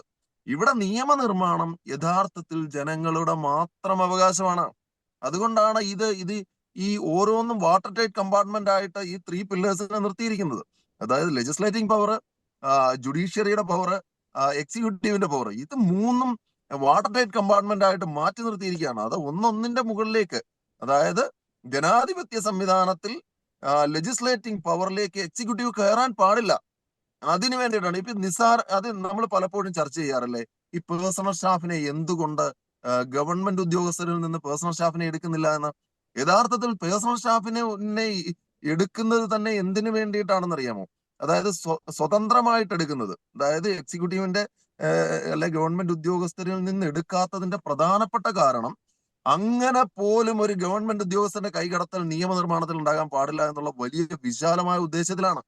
അതായത് ഒരു മിനിസ്റ്ററുടെ പേഴ്സണൽ സ്റ്റാഫിൽ ഒരു ഗവൺമെന്റ് ഉദ്യോഗസ്ഥൻ ഉണ്ടാകുമ്പോൾ നിയമനിർമ്മാണ പ്രക്രിയയിൽ അയാളുടെ കൈകടത്തൽ ഉണ്ടാകുകയും അങ്ങനെ നിയമം നടപ്പാക്കേണ്ട ഉദ്യോഗസ്ഥർ നിയമനിർമ്മാണം നടത്തുമ്പോൾ ജനത്തിന് അല്ലെങ്കിൽ ജനതാൽപര്യത്തിന് വിരുദ്ധമായ നിയമങ്ങൾ നിർമ്മിക്കപ്പെടും എന്നുള്ളൊരു ആശങ്ക കൊണ്ടാണ് ആരെ ചുമതലപ്പെടുത്തുന്നത്?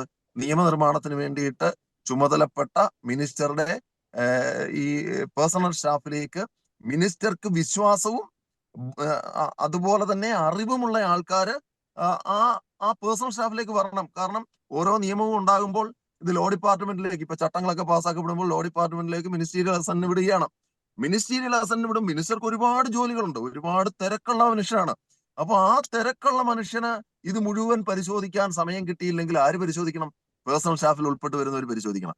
ഇവിടെ പലപ്പോഴും വണ്ടിയുടെ ഡോർ അടച്ചു കൊടുക്കുന്നതിനും പെട്ടി പിടിക്കുന്നതിന് വേണ്ടിയിട്ടും മരുന്നെടുത്ത് കൊടുക്കുന്നതിന് വേണ്ടിയിട്ടും പച്ചക്കറി മേടിച്ചു കൊടുക്കുന്നതിന് വേണ്ടിയിട്ടും ഒക്കെയാണ് പേഴ്സണൽ സ്റ്റാഫിനെ ഉപയോഗിക്കുന്നത്. അവർക്കത് മതി, അതിനപ്പുറത്തേക്ക് അവർ ആഗ്രഹിക്കുന്നില്ല. ഇവിടെ നിയമനിർമ്മാണ പ്രക്രിയയിൽ പ്രധാനമായിട്ടും ഭേദഗതികളാണെങ്കിലും ശരി, ഈ നിയമനിർമ്മാണ പ്രക്രിയയ്ക്ക് 3 ലിമ്പാണുള്ളത്. ഒന്ന്, പുതിയ നിയമങ്ങൾ നിർമ്മിക്കുക. 2, നിലവിലുള്ള നിയമങ്ങളിലെ ഏതെങ്കിലും വകുപ്പുകൾ ജനവിരുദ്ധമാണെങ്കിൽ അല്ലെങ്കിൽ സാഹചര്യങ്ങൾ മാറിയിട്ടുണ്ടെങ്കിൽ അതിനെ ഭേദഗതി ചെയ്യുക. 3, ഏതെങ്കിലും നിയമങ്ങൾ തന്നെ നിലവിലുള്ള സാഹചര്യങ്ങളിൽ ആവശ്യമില്ലാത്തതാണെങ്കിൽ അതിനെ ഉന്മൂലനം ചെയ്യുക. ഈ 3 ലിമ്പാണ്. അതായത് പുതിയ നിയമങ്ങൾ ഉണ്ടാക്കുക, എനാക്ടിങ്, ഭേദഗതി വരുത്തുക, അതായത് അമെന്റ്മെന്റ്, അതുപോലെ ഉന്മൂലനം ചെയ്യുക, റിപ്പീലിങ്. ഈ 3 ഭാഗത്തിൽ ജനങ്ങൾക്ക് പരിശോധന നടത്താനായിട്ട് സാഹചര്യം കിട്ടുന്നത് 2 സാഹചര്യങ്ങളിലാണ്. ഒന്ന്, മിനിസ്റ്റീരിയൽ അസന്റ് വിടുമ്പോൾ, 2, സബ്ജക്ട് കമ്മിറ്റിയുടെ പരിശോധനയ്ക്ക് വിടുമ്പോൾ. ഇവിടെ സബ്ജക്ട് കമ്മിറ്റി എന്ന് പറയുന്നത് നോക്കുകുത്തിയാണ്.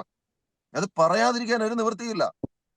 ഈ സബ്ജക്ട് കമ്മിറ്റി എന്ന് പറഞ്ഞാൽ ഭരണഘടനയിൽ, ഇപ്പൊ സംസ്ഥാനത്തിന്റെ സബ്ജക്ട് കമ്മിറ്റി എന്ന് പറഞ്ഞാൽ ഭരണഘടനയിൽ സംസ്ഥാനങ്ങൾക്ക് നിയമം ഉണ്ടാക്കാൻ പറഞ്ഞിട്ടുള്ള വിഷയങ്ങളെ, അധികാരപ്പെടുത്തിയിട്ടുള്ള വിഷയങ്ങളെ പ്രത്യേകമായിട്ട് തിരിച്ചിട്ട് അത് ഓരോ 3-4 MLA ഉൾപ്പെടെയുള്ള ഒരു കമ്മിറ്റിക്ക് വിട്ടുകൊടുത്തിരിക്കുകയാണ്. അപ്പോൾ ആ വകുപ്പുമായിട്ട് ബന്ധപ്പെട്ട് ഏത് നിയമം ഉണ്ടാക്കണമെങ്കിലും അതിനു മുമ്പായിട്ട് ഡ്രാഫ്റ്റ് ആര് പരിശോധിക്കണം? സബ്ജക്ട് കമ്മിറ്റി പരിശോധിക്കണം. ഇവിടെ സബ്ജക്ട് കമ്മിറ്റിയിലെ MLA ഇതിനെപ്പറ്റി യാതൊരു വിവരവുമില്ല. പലപ്പോഴും MLA പരിശോധന നടത്തുന്നതിന് വേണ്ടിയിട്ട് അവർക്ക് അയച്ചു കൊടുക്കുന്ന രേഖകൾ പലപ്പോഴും അനുഭവസ്ഥർ പറഞ്ഞു കേട്ടിട്ടുണ്ട്. ഈ MLA ഹോസ്റ്റലിലൊക്കെ ചെന്ന് കഴിഞ്ഞാൽ കെട്ടുകണക്കിന് കെട്ടുപോലും പൊട്ടിക്കാത്ത ഡ്രാഫ്റ്റുകൾ ഇങ്ങനെ കുന്നുകൂടി കിടക്കും. അവസാനം ഇവരെല്ലാം കൂടെ എവിടെയെങ്കിലും 1 മണിക്കൂർ എവിടെയെങ്കിലും ഒരുമിച്ചിരുന്നിട്ട് ഇതെല്ലാം കൂടെ പാസ്സാക്കി ഒപ്പിട്ടങ്ങ് വിടും. ഇതൊന്നും മറിച്ചു പോലും നോക്കാതെ പാസ്സാക്കപ്പെടുകയാണ്. അതുകൊണ്ടാണ് ഞാൻ പറഞ്ഞത്, ഇന്ന് രാവിലെ ഞാൻ പല MLA വിളിച്ചിരുന്നു. അവർക്കൊക്കെ ഇത് എന്താണെന്ന് പോലും ഇത് തിരിഞ്ഞു നോക്കിയിട്ടില്ല. ഇങ്ങനെ ഒരു സംഗതി ഉണ്ടോ എന്ന് ചോദിക്കുകയാണ്. അപ്പോൾ ഇതൊക്കെ എങ്ങനെ സംഭവിക്കുന്നു? ഇത് വളരെ ഗുരുതരമായ പ്രതിസന്ധിയാണ്. യഥാർത്ഥത്തിൽ ജനാധിപത്യ സംവിധാനത്തിൽ അധികാരപ്പെടുത്തിയിരിക്കുന്നതിനപ്പുറത്തേക്കുള്ള വിഷയങ്ങളിലേക്ക്, അതായത് നിയമനിർമ്മാണ സംവിധാനങ്ങളിലേക്ക് ഈ എക്സിക്യൂട്ടീവോ അതല്ലെങ്കിൽ ജുഡീഷ്യറി പോലും ഒരു പരിധിവരെ മാത്രമേ ഇന്റർപ്രറ്റ് ചെയ്യാനുള്ള അധികാരമേ ജുഡീഷ്യറിക്കുള്ളൂ. അവിടെയും ആലോചിച്ചോണം, ഈ അടുത്ത സമയത്തായിട്ട് നടക്കുന്ന കാര്യങ്ങൾ ഇന്റർപ്രിട്ടേഷൻ മാത്രമാണോ നടക്കുന്നത്? അവനവന്റെ ഉത്തരവാദിത്തങ്ങൾ അവനവന്റേതാ മാത്രമാണ് എന്ന് പറയാൻ. അതുപോലെ ഈ കോടതികളിലെ കോടതി ഉത്തരവാണ് 1 ലൈഫിന്റെ ഒക്കെ കാര്യങ്ങൾ പറഞ്ഞു. ഇവിടെ ഈ NGOസിനെ കൊണ്ട് കേസ് ഫയൽ ചെയ്യിക്കും. ഈ NGOs ചിലപ്പോൾ പലപ്പോഴും കടലാസ് സംഘടനകളായിരിക്കും. ഇവര് കേസ് ഫയൽ ചെയ്ത് കഴിയുമ്പോൾ സർക്കാർ നല്ല ഭംഗിയായിട്ട് അതിനെ സപ്പോർട്ട് ചെയ്തിട്ട് കോടതികളിൽ കേസ് തോക്കും. NGOs കേസ് ഫയൽ ചെയ്യുന്നത് കോടതിക്കെതിരെ, സർക്കാർ സംവിധാനങ്ങൾക്കെതിരെയാണ്. അവിടെ അത് കൃത്യമായിട്ട് വാദിക്കാതെ പരാതിക്കാരായിട്ട് വരുന്ന NGOസിന് സപ്പോർട്ട് ചെയ്തുകൊണ്ട് പലപ്പോഴും കോടതികളിൽ തീരുമാനങ്ങൾ എടുക്കും. ജനങ്ങൾക്ക് അനുകൂലമായിട്ട് പലപ്പോഴും ഗവൺമെന്റ് പ്ലീഡേഴ്സും സ്റ്റാൻഡിംഗ് കൗൺസിൽസും ഒന്നും സംസാരിക്കില്ല. അപ്പോഴെന്താകും? എന്നിട്ട് പറയും ഇത് കോടതി ഉത്തരവാണ്, ഈ കോടതി ഉത്തരവിനെ നടപ്പാക്കാതിരിക്കാൻ ഞങ്ങൾക്ക് കഴിയില്ല, കോടതി ഉത്തരവാണ്. ഈ കോടതി ഉത്തരവ് എങ്ങനെയുണ്ടായി? ഇവിടെ കേരള സംസ്ഥാനത്ത് വന്നിട്ടുള്ള ജനവിരുദ്ധമായിട്ട് പ്രത്യേകിച്ച് മലയോര മേഖലയെ പ്രതിസന്ധിയിലാക്കുന്ന പല വിധിന്യായങ്ങളും പരിശോധിക്കുമ്പോൾ യഥാർത്ഥത്തിലുള്ള നിയമവ്യാഖ്യാനമേ നടന്നിട്ടില്ല എന്ന് മനസ്സിലാവും. യഥാർത്ഥത്തിലുള്ള നിയമവ്യാഖ്യാനമേ നടന്നിട്ടില്ല. അപ്പൊ പെറ്റീഷനായിട്ട് കോടതി പോകുന്നവൻ ഇപ്പൊ ഹൈക്കോടതിയിലെ ഒരു സിംഗിൾ ബെഞ്ചിന്റെ ഓർഡർ വന്നു, അതിനെതിരെ അപ്പീൽ പോയില്ലെങ്കിൽ ആ ഓർഡർ എന്താണ്? പ്രീസിഡന്റ് ആണ്. താഴെയുള്ള കോടതികൾക്ക് അതനുസരിച്ചേ മതിയാവൂ. ചലഞ്ച് ചെയ്ത് പോകാനോ മുകളിലേക്ക് പോകാനോ ഒന്നും അതിൽ ദുരിതം അനുഭവിക്കുന്നവൻ അതിൽ കക്ഷിയായിരിക്കില്ല. വർഷങ്ങൾക്ക് ശേഷമായിരിക്കും അറിയുന്നത്. അപ്പോൾ ഇതൊക്കെ ഗുരുതരമായ പ്രതിസന്ധിയാണ്. ജനങ്ങൾ നിയമനിർമ്മാണത്തിൽ ബോധവാന്മാരായിരിക്കണം. കാരണം ആ നിയമം അനുസരിച്ചാണ് നമ്മൾ ജീവിക്കുന്നത്. നിയമനിർമ്മാണത്തെ ജനങ്ങൾ ഗൗരവമായിട്ട് കാണണം. ഇലക്ഷൻ കഴിയുന്നതോടുകൂടി പാർട്ടി പ്രവർത്തനം ഒന്ന് സൈലന്റ് ആക്കിയെങ്കിലും നിർത്തണം. മറ്റൊന്നും കൊണ്ട് പറയുന്നതല്ല. എന്നിട്ട് ജനങ്ങൾ ഒരുമിച്ച് അവിടെ എന്താണ് നടക്കുന്നത് എന്ന് നോക്കണം. ഒന്ന് ആലോചിച്ച് നോക്കി, ജനങ്ങളുമായിട്ട് ഒരു തരത്തിലും ഒരു പ്രതിസന്ധി ഉണ്ടാകാത്ത വിഷയത്തിൽ എത്രയോ ദിവസം നിയമസഭ അലങ്കോലമാകുകയും വാക്കൗട്ട് നടത്തുകയും ഒക്കെ ചെയ്യുന്നുണ്ട്. ഇത്രയും പ്രതിസന്ധിയുള്ള വിഷയത്തിൽ എവിടെയെങ്കിലും വാക്കൗട്ട് നടത്തിയോ? ഒന്ന് ആലോചിച്ച് നോക്കി. ഇതൊരു ഗൗരവതരമായ വിഷയമാണ്. യഥാർത്ഥത്തിൽ നിയമനിർമ്മാണം ഭരണഘടന പറഞ്ഞിരിക്കുന്നതും പ്രകാരം നടക്കണം. ഭരണഘടന അതാണ് എനിക്കതിനെ സംബന്ധിച്ച് പറയാനുള്ളത്. ഫാദർ റോബിൻ പടിഞ്ഞാറേക്കുട്ടി, നമുക്കറിയാം ഇന്ന് മലയോര മേഖല നേരിടുന്ന ഏറ്റവും വലിയ പ്രശ്നം അവിടെ കൃഷി ചെയ്യാൻ ഇപ്പം മെയിനായിട്ട് പല സ്ഥലങ്ങളിലും റബ്ബറുണ്ട്, അതുപോലെ തന്നെ ഏലമുണ്ട്, അങ്ങനെ പല കൃഷികൾ നടക്കുന്നുണ്ട്. ഇതിനൊന്നും ആളില്ല, ഇപ്പം ചെയ്യാൻ ആളില്ല. പല റബ്ബർ തോട്ടങ്ങളും ഒഴിഞ്ഞു കിടക്കുന്ന സാഹചര്യമാണ്. ഒന്നുമില്ല, ആളില്ല. എല്ലാവരും വിദേശത്തേക്ക് കടന്നു പോകുന്നു, പല ജോലിക്കായിട്ട് പോകുന്നു. ഇങ്ങനെ പോയിട്ട് പല മലയോര മേഖലകളും ഇപ്പോഴും കാട് പിടിച്ച് കിടക്കുന്ന അവസ്ഥയാണ്. എന്ന് വെച്ചാൽ കുറച്ച് കാലങ്ങൾ കൊണ്ട് ആസൂത്രിതമായി, ഇപ്പം നേരത്തെ ജോൺസൺ കൊച്ചുകുളമൻ പറഞ്ഞിരുന്നു, അവിടെ പല സ്ഥലങ്ങളിലും ആനയില്ലാതിരുന്ന സ്ഥലത്ത് ആന കയറി, കടുവയില്ലാതിരുന്ന സ്ഥലത്ത് കടുവ വരുന്ന സാഹചര്യമുണ്ട്. പല എന്ന് വെച്ചാൽ മലയോര മേഖലയിലെ പല സ്ഥലങ്ങളുടെയും അവസ്ഥ ഇതാണ്. കാരണം ഒരു കാലത്ത് റോബസ്റ്റ് ആയിട്ടുള്ള വളരെ വ്യാപകമായി കൃഷി നടന്നിരുന്ന സ്ഥലങ്ങളെല്ലാം അന്ന് ഈ മൃഗങ്ങളില്ലാതിരുന്നത് കൊണ്ടാണ് നടന്നത്. ഇന്ന് ആ സ്ഥലങ്ങളിലെല്ലാം ആനയാണ്, കടുവയാണ്, പന്നിയാണ്, ഇങ്ങനെ പല രീതിയിൽ വിഷയങ്ങളാണ്. ഇന്ന് ആളുകൾ പലതും കൃഷി സ്ഥലത്തേക്ക് പോകുന്നില്ല. റബ്ബർ പല സ്ഥലങ്ങളിലും കൃഷി സ്ഥലങ്ങൾ ഒഴിഞ്ഞു കിടക്കുന്നു, കൃഷി നടക്കുന്നില്ല. ഇപ്പോൾ റബ്ബറൊക്കെ വെച്ച് പിടിപ്പിച്ച സ്ഥലങ്ങളിൽ ആളുകൾ വെട്ടാൻ പോണില്ല. അപ്പോൾ ഇങ്ങനെ നടക്കുന്ന സ്ഥലം, അവിടുന്ന് എല്ലാ ആളുകൾ ഒഴിഞ്ഞു പോകുന്ന സ്ഥലം, എത്ര ആസൂത്രിതമായിട്ടാണ് കുറച്ച് കാലങ്ങൾ കൊണ്ട് ഈ മേഖലകൾ ഇങ്ങനെയാക്കി എടുത്തത്. എന്നിട്ടും ഇപ്പോഴും എന്താണ് ഫാദറിന് എന്താണ് തോന്നുന്നത്? ജനങ്ങളുമായി അടുത്തിടപഴകുന്ന ആളാണ്, എന്താണ് തോന്നുന്നത്? റോബിനെ, വന്യജീവികൾ എന്ന് പറയുന്ന ആയുധം ഉപയോഗിച്ച്, ജൈവ ആയുധം ഉപയോഗിച്ച് മലയോര ജനതയെ മുഴുവൻ ഇറക്കി വിടുന്ന ഒരു ഭയാനകമായ ഒരു അവസ്ഥയിലൂടെയാണ് നമ്മുടെ ഈ മലയോര മേഖല കടന്നു പോവുക. ഇതിനിടയിൽ 1-2 കാര്യങ്ങൾ പറഞ്ഞോട്ടെ. അതായത് ശരിക്കും പറഞ്ഞ് ഏറ്റവും വലിയ കയ്യേറ്റക്കാര് വനം വകുപ്പാണ്. വനം വകുപ്പാണ് ഏറ്റവും വലിയ കയ്യേറ്റക്കാര്. ഇപ്പൊ നമുക്കറിയാം, ഈ വനത്തിന്റെ സ്വഭാവികത സംരക്ഷിക്കണമെന്നൊക്കെ പറഞ്ഞുകൊണ്ട് ഒരുപാട് വാചാലമാകുന്ന കാലത്താണ് നമ്മൾ ജീവിക്കുക. തീർച്ചയായിട്ടും നമുക്ക് എല്ലാവർക്കും അറിവുള്ള കാര്യമാണ്, വനത്തിനുള്ളിലുള്ള ആഡംബര കെട്ടിടങ്ങളെ കുറിച്ച് നമുക്ക് ഇതുമായി അടുത്ത ബന്ധമുള്ള ആൾക്കാർ കൃത്യമായിട്ട് അറിയാം. പുറലോകത്തിന് എന്തൊരു അറിയാമെന്ന് എനിക്ക് അറിയത്തില്ല. എല്ലാ വനത്തിന്റെ ഉള്ളിലും വനം വകുപ്പിന്റെ ഇൻസ്പെക്ഷൻ ബംഗ്ലാവ് എന്ന രീതിയിൽ ലക്ഷങ്ങൾ ചെലവഴിച്ച് വലിയ കെട്ടിടങ്ങൾ നിർമ്മിച്ചിട്ടുണ്ട്. അതിന് സർക്കാരിൽ നിന്നോ മറ്റു സംവിധാനങ്ങളിൽ നിന്നോ കിട്ടേണ്ടതായ പെർമിഷൻസോ മറ്റു കാര്യങ്ങളോ ഒന്നുമില്ല. ഇവിടെ 2 നില കെട്ടിടങ്ങള്, 3 നില കെട്ടിടങ്ങള്, അതിന്റെ സംവിധാനങ്ങള്, സോളാർ സംവിധാനങ്ങളെല്ലാം ഉപയോഗിച്ചുകൊണ്ടൊക്കെയുള്ള ലക്ഷങ്ങൾ മുടക്കിയുള്ള വലിയ കെട്ടിടങ്ങൾ നിർമ്മിച്ചിട്ടുണ്ട്. പലപ്പോഴും വനം വകുപ്പ് ഉദ്യോഗസ്ഥന്മാരുടെ ആർഭാട ജീവിതത്തിനുള്ള വേദികളായിട്ട് ഇത്തരം കെട്ടിടങ്ങൾ മാറുന്നുണ്ട് എന്നുള്ള സത്യമാണ്. നമ്മുടെ എല്ലാ ഉള്ളിലുള്ള വനമേഖലകളിലും ഇത് വളരെ ഈസി ആയിട്ട് ഇത് ഉപയോഗിക്കപ്പെടുന്നുണ്ട്. അതുപോലെ തന്നെ സാധാരണക്കാരായ ആൾക്കാരെ കാട്ടിലേക്ക് വന്ന് കയറ്റിവിടുന്നതിന് വലിയ തടസ്സങ്ങളാണ്. VIP വരുമ്പോ വനം വകുപ്പ് ഉദ്യോഗസ്ഥന്മാരുടെ വണ്ടിയില് ഈ കാട് കൊണ്ടുപോയി കാണിക്കുന്ന സംവിധാനം ഉണ്ട്. പ്രത്യേകിച്ച് നമ്മുടെ മധ്യ കേരളത്തിലുള്ള വനങ്ങളെ സംബന്ധിച്ച് കൃത്യമായിട്ട് എനിക്കറിയാം. അതായത് VIP ആളുകൾ വരുമ്പോ ഇവരുടെ സ്വന്തം വണ്ടിയിൽ കൊണ്ടുപോയി അവർക്ക് അവിടെ കൊണ്ടുവച്ച് അവർക്ക് വേണ്ട രീതിയിലുള്ള ട്രീറ്റ്മെന്റുകളൊക്കെ ആ രീതിയിലുള്ള സംവിധാനങ്ങൾ ഒരുക്കി കൊടുക്കുന്ന കാര്യങ്ങൾ കൃത്യമായിട്ട് എനിക്കറിയാം. അതായത് ശരിക്കും പറഞ്ഞു കഴിഞ്ഞാൽ ഈ വനത്തെ നശിപ്പിക്കുന്ന ഏറ്റവും വലിയ ഏജൻസി എന്ന് പറയുന്നത് ഈ വനം വകുപ്പുകാർ തന്നെയാണ്. അവിടെ കെട്ടിടം പണിയുന്നു. അതുപോലെ തന്നെ വന്യജീവികൾ നാട്ടിലേക്ക് വരുമ്പോൾ പരിഹാരം ഉണ്ടാക്കാനായിട്ട് ഏറ്റവും പ്രധാനപ്പെട്ട കാര്യം വന്യജീവികൾക്ക് ഭക്ഷണവും വെള്ളവും കാടിനുള്ളിൽ ഒരുക്കുക എന്നുള്ളതാണ്. അവിടെ കാടിനുള്ളില് ഈ സംവിധാനങ്ങളൊന്നും വനം വകുപ്പ് ഒരുക്കിയല്ല. അങ്ങനെ വന്നു കഴിയുമ്പോൾ കാടിനുള്ളിലെ സ്വാഭാവികമായ ഭക്ഷണം ഇല്ലാണ്ടായി കഴിയുമ്പോൾ ഈ നാട്ടുകാരുടെ പറമ്പിലേക്ക് ഈ വന്യജീവികൾ കയറി വരും. ഇനി നമ്മുടെ ചില മലയോര മേഖലകളില് വനം വകുപ്പ് ഇപ്പോഴും ഡാം നിർമ്മാണം അനുവദിക്കുന്നുണ്ടല്ലോ. നമ്മുടെ മാങ്കുളം എന്ന് പറയുന്ന പ്രദേശം, ഇടുക്കി ജില്ലയിലെ നമ്മുടെ ജോൺസൺ ചേട്ടനെ കുറിച്ച് പറയാൻ പറ്റുമായിരിക്കും. ആ പ്രദേശത്ത് വലിയ വന്യജീവി ശല്യം പോലെ തന്നെ വന്യ നിയമ ശല്യവും വനപാലകരുടെ ശല്യമുള്ള പ്രദേശമാണ്. അവിടെ ഒരു വലിയ ഡാം പണിതുകൊണ്ടിരിക്കുക, ഒരു പരാതിയില്ല. തുരങ്കം പണിതുകൊണ്ടിരിക്കുക, ഒരു പരാതിയില്ല. ഒരു NGO-കാരനും പരാതിയില്ല, ഒരു പരിസ്ഥിതിവാദിക്കും പരാതിയില്ല, ഒരു വനം വകുപ്പുകാരനും ഒരു പരാതിയില്ല. അതായത് ഈ ഇങ്ങനെയുള്ള സാഹചര്യങ്ങള് സ്വന്തം ഇഷ്ടമനുസരിച്ച് സ്വന്തം സ്വാർത്ഥതയ്ക്ക് വേണ്ടി എങ്ങനെയും ഉപയോഗിക്കാം എന്ന രീതിയിൽ ഇവരിതിനെ അങ്ങോട്ട് വളച്ചൊടിക്കുകയാണ്.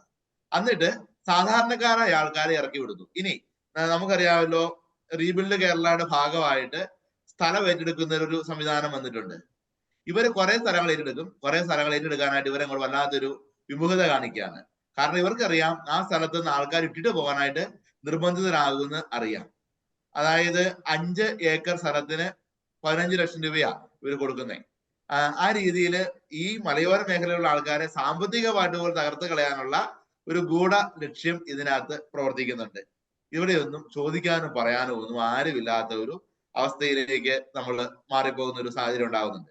അതുപോലെ തന്നെ നമ്മുടെ പൈതൃകമായ എത്രയോ റോഡുകളാണ് വനം വകുപ്പ് പിടിച്ചെടുത്തതെന്ന് ഓർത്ത് നോക്കുക. നമ്മുടെ ബ്രിട്ടീഷ് ഭരണത്തിന്റെയൊക്കെ ഏറ്റവും വലിയൊരു സംഭാവന, രാജഭരണത്തിന്റെയും ബ്രിട്ടീഷ് ഭരണത്തിന്റെയും ഒക്കെ ഏറ്റവും വലിയ സംഭാവനകൾ ഒന്നായിരുന്നു നമ്മുടെ ആലുവ മൂന്നാർ രാജപാത എന്ന് പറയുന്ന, ആലുവയിൽ നിന്ന് മൂന്നാറിലേക്കുള്ള രാജപാത. ഇന്നത് വനം വകുപ്പ് കയ്യേറിയിരിക്കുകയാണ്. അതായത് വനം വകുപ്പുകാർക്ക് യാതൊരു അവകാശവും ഇല്ല. PWD-കാരന്റെ സ്ഥലമാണെന്ന് എല്ലാ രേഖകളും പറയുന്നുണ്ട്. പക്ഷെ വനം വകുപ്പ് യാതൊരു അടിസ്ഥാനമില്ലാതെ അവര് ഞങ്ങളുടേതാണെന്ന് അവകാശപ്പെടുകയാണ്. അപ്പൊ ശരിക്കും പറഞ്ഞാല് ഏറ്റവും വലിയ കയ്യേറ്റക്കാരായിട്ട് വനം വകുപ്പ് മാറി ജനത്തെ ദ്രോഹിക്കുന്നു എന്നുള്ളത് ഒന്നാമത്തെ കാര്യം. രണ്ടാമത്തെ ആയിട്ട് എനിക്ക് പറയാനായിട്ടുള്ളത്, നിയമ ഭേദഗതികൾ കൊണ്ടുവരുമ്പോൾ തീർച്ചയായിട്ടും അത് രാജ്യ നന്മയ്ക്കും ജന നന്മയ്ക്കുമായിട്ടായിരിക്കണം നിയമ ഭേദഗതികൾ കൊണ്ടുവരേണ്ടത്. നമുക്കറിയാം, പുതിയ അമെന്റ്മെന്റിലേക്ക് ഈ പുതിയ ബില്ല് ഗസറ്റിൽ പബ്ലിഷ് ചെയ്തിരിക്കുന്നതിനകത്ത് ഏതെങ്കിലും ഒരു നിയമം ജനങ്ങളെ സഹായിക്കാനായിട്ട് എന്തെങ്കിലും ഒരു തിരുത്തൽ, ഒരു അമെന്റ്മെന്റ് കൊണ്ടുവരാനായിട്ട് കഴിഞ്ഞിട്ടുണ്ടോ? ഈ നാട്ടില് ഏതാണ്ട് 85ഓളം ആളുകള് ഈ കഴിഞ്ഞ ഒരു 6 മാസത്തിനിടയിൽ വന്യജീവി ആക്രമണങ്ങളിൽ മരിച്ചതിന്റെ കണക്ക് പുറത്തു വന്നിട്ടുണ്ട്. ഇനിയും ഒരുപക്ഷെ അത് കൂടുതലുണ്ടാവും. ഇങ്ങനെയുള്ള ആളുകളുടെ ജീവൻ നഷ്ടപ്പെടാതിരിക്കാൻ വേണ്ടി, കൃഷി നശിപ്പിക്കപ്പെടാതിരിക്കാൻ വേണ്ടിയിട്ട്, ഇങ്ങനെ നഷ്ടപ്പെടുന്ന ആളുകൾക്ക് ഒരു ജീവനാംശം കൊടുക്കാൻ വേണ്ടിയിട്ട് ഇങ്ങനെയൊക്കെയുള്ള എത്രയോ കാര്യങ്ങൾ ചെയ്യാമായിരുന്നു. അങ്ങനെ ഒരു കാര്യം പോലും ചെയ്യാതെ ഒരു നിയമ ഭേദഗതി കൊണ്ടുവരുമ്പോ ഈ സബ്ജക്ട് കമ്മിറ്റി നിൽക്കുന്ന MLA-മാര് ഈ ജനത്തോട് മാപ്പ് പറയണ്ടേ? ഈ സാധനം നിയമസഭയിൽ വന്നു കഴിയുമ്പോ ഈ MLA-മാര് സൈലന്റ് ആയിട്ടിരിക്കുകയാണെങ്കിൽ അടുത്ത തവണ ഇവരെങ്ങനെയായി ജനങ്ങളെ അഭിമുഖീകരിക്കുക?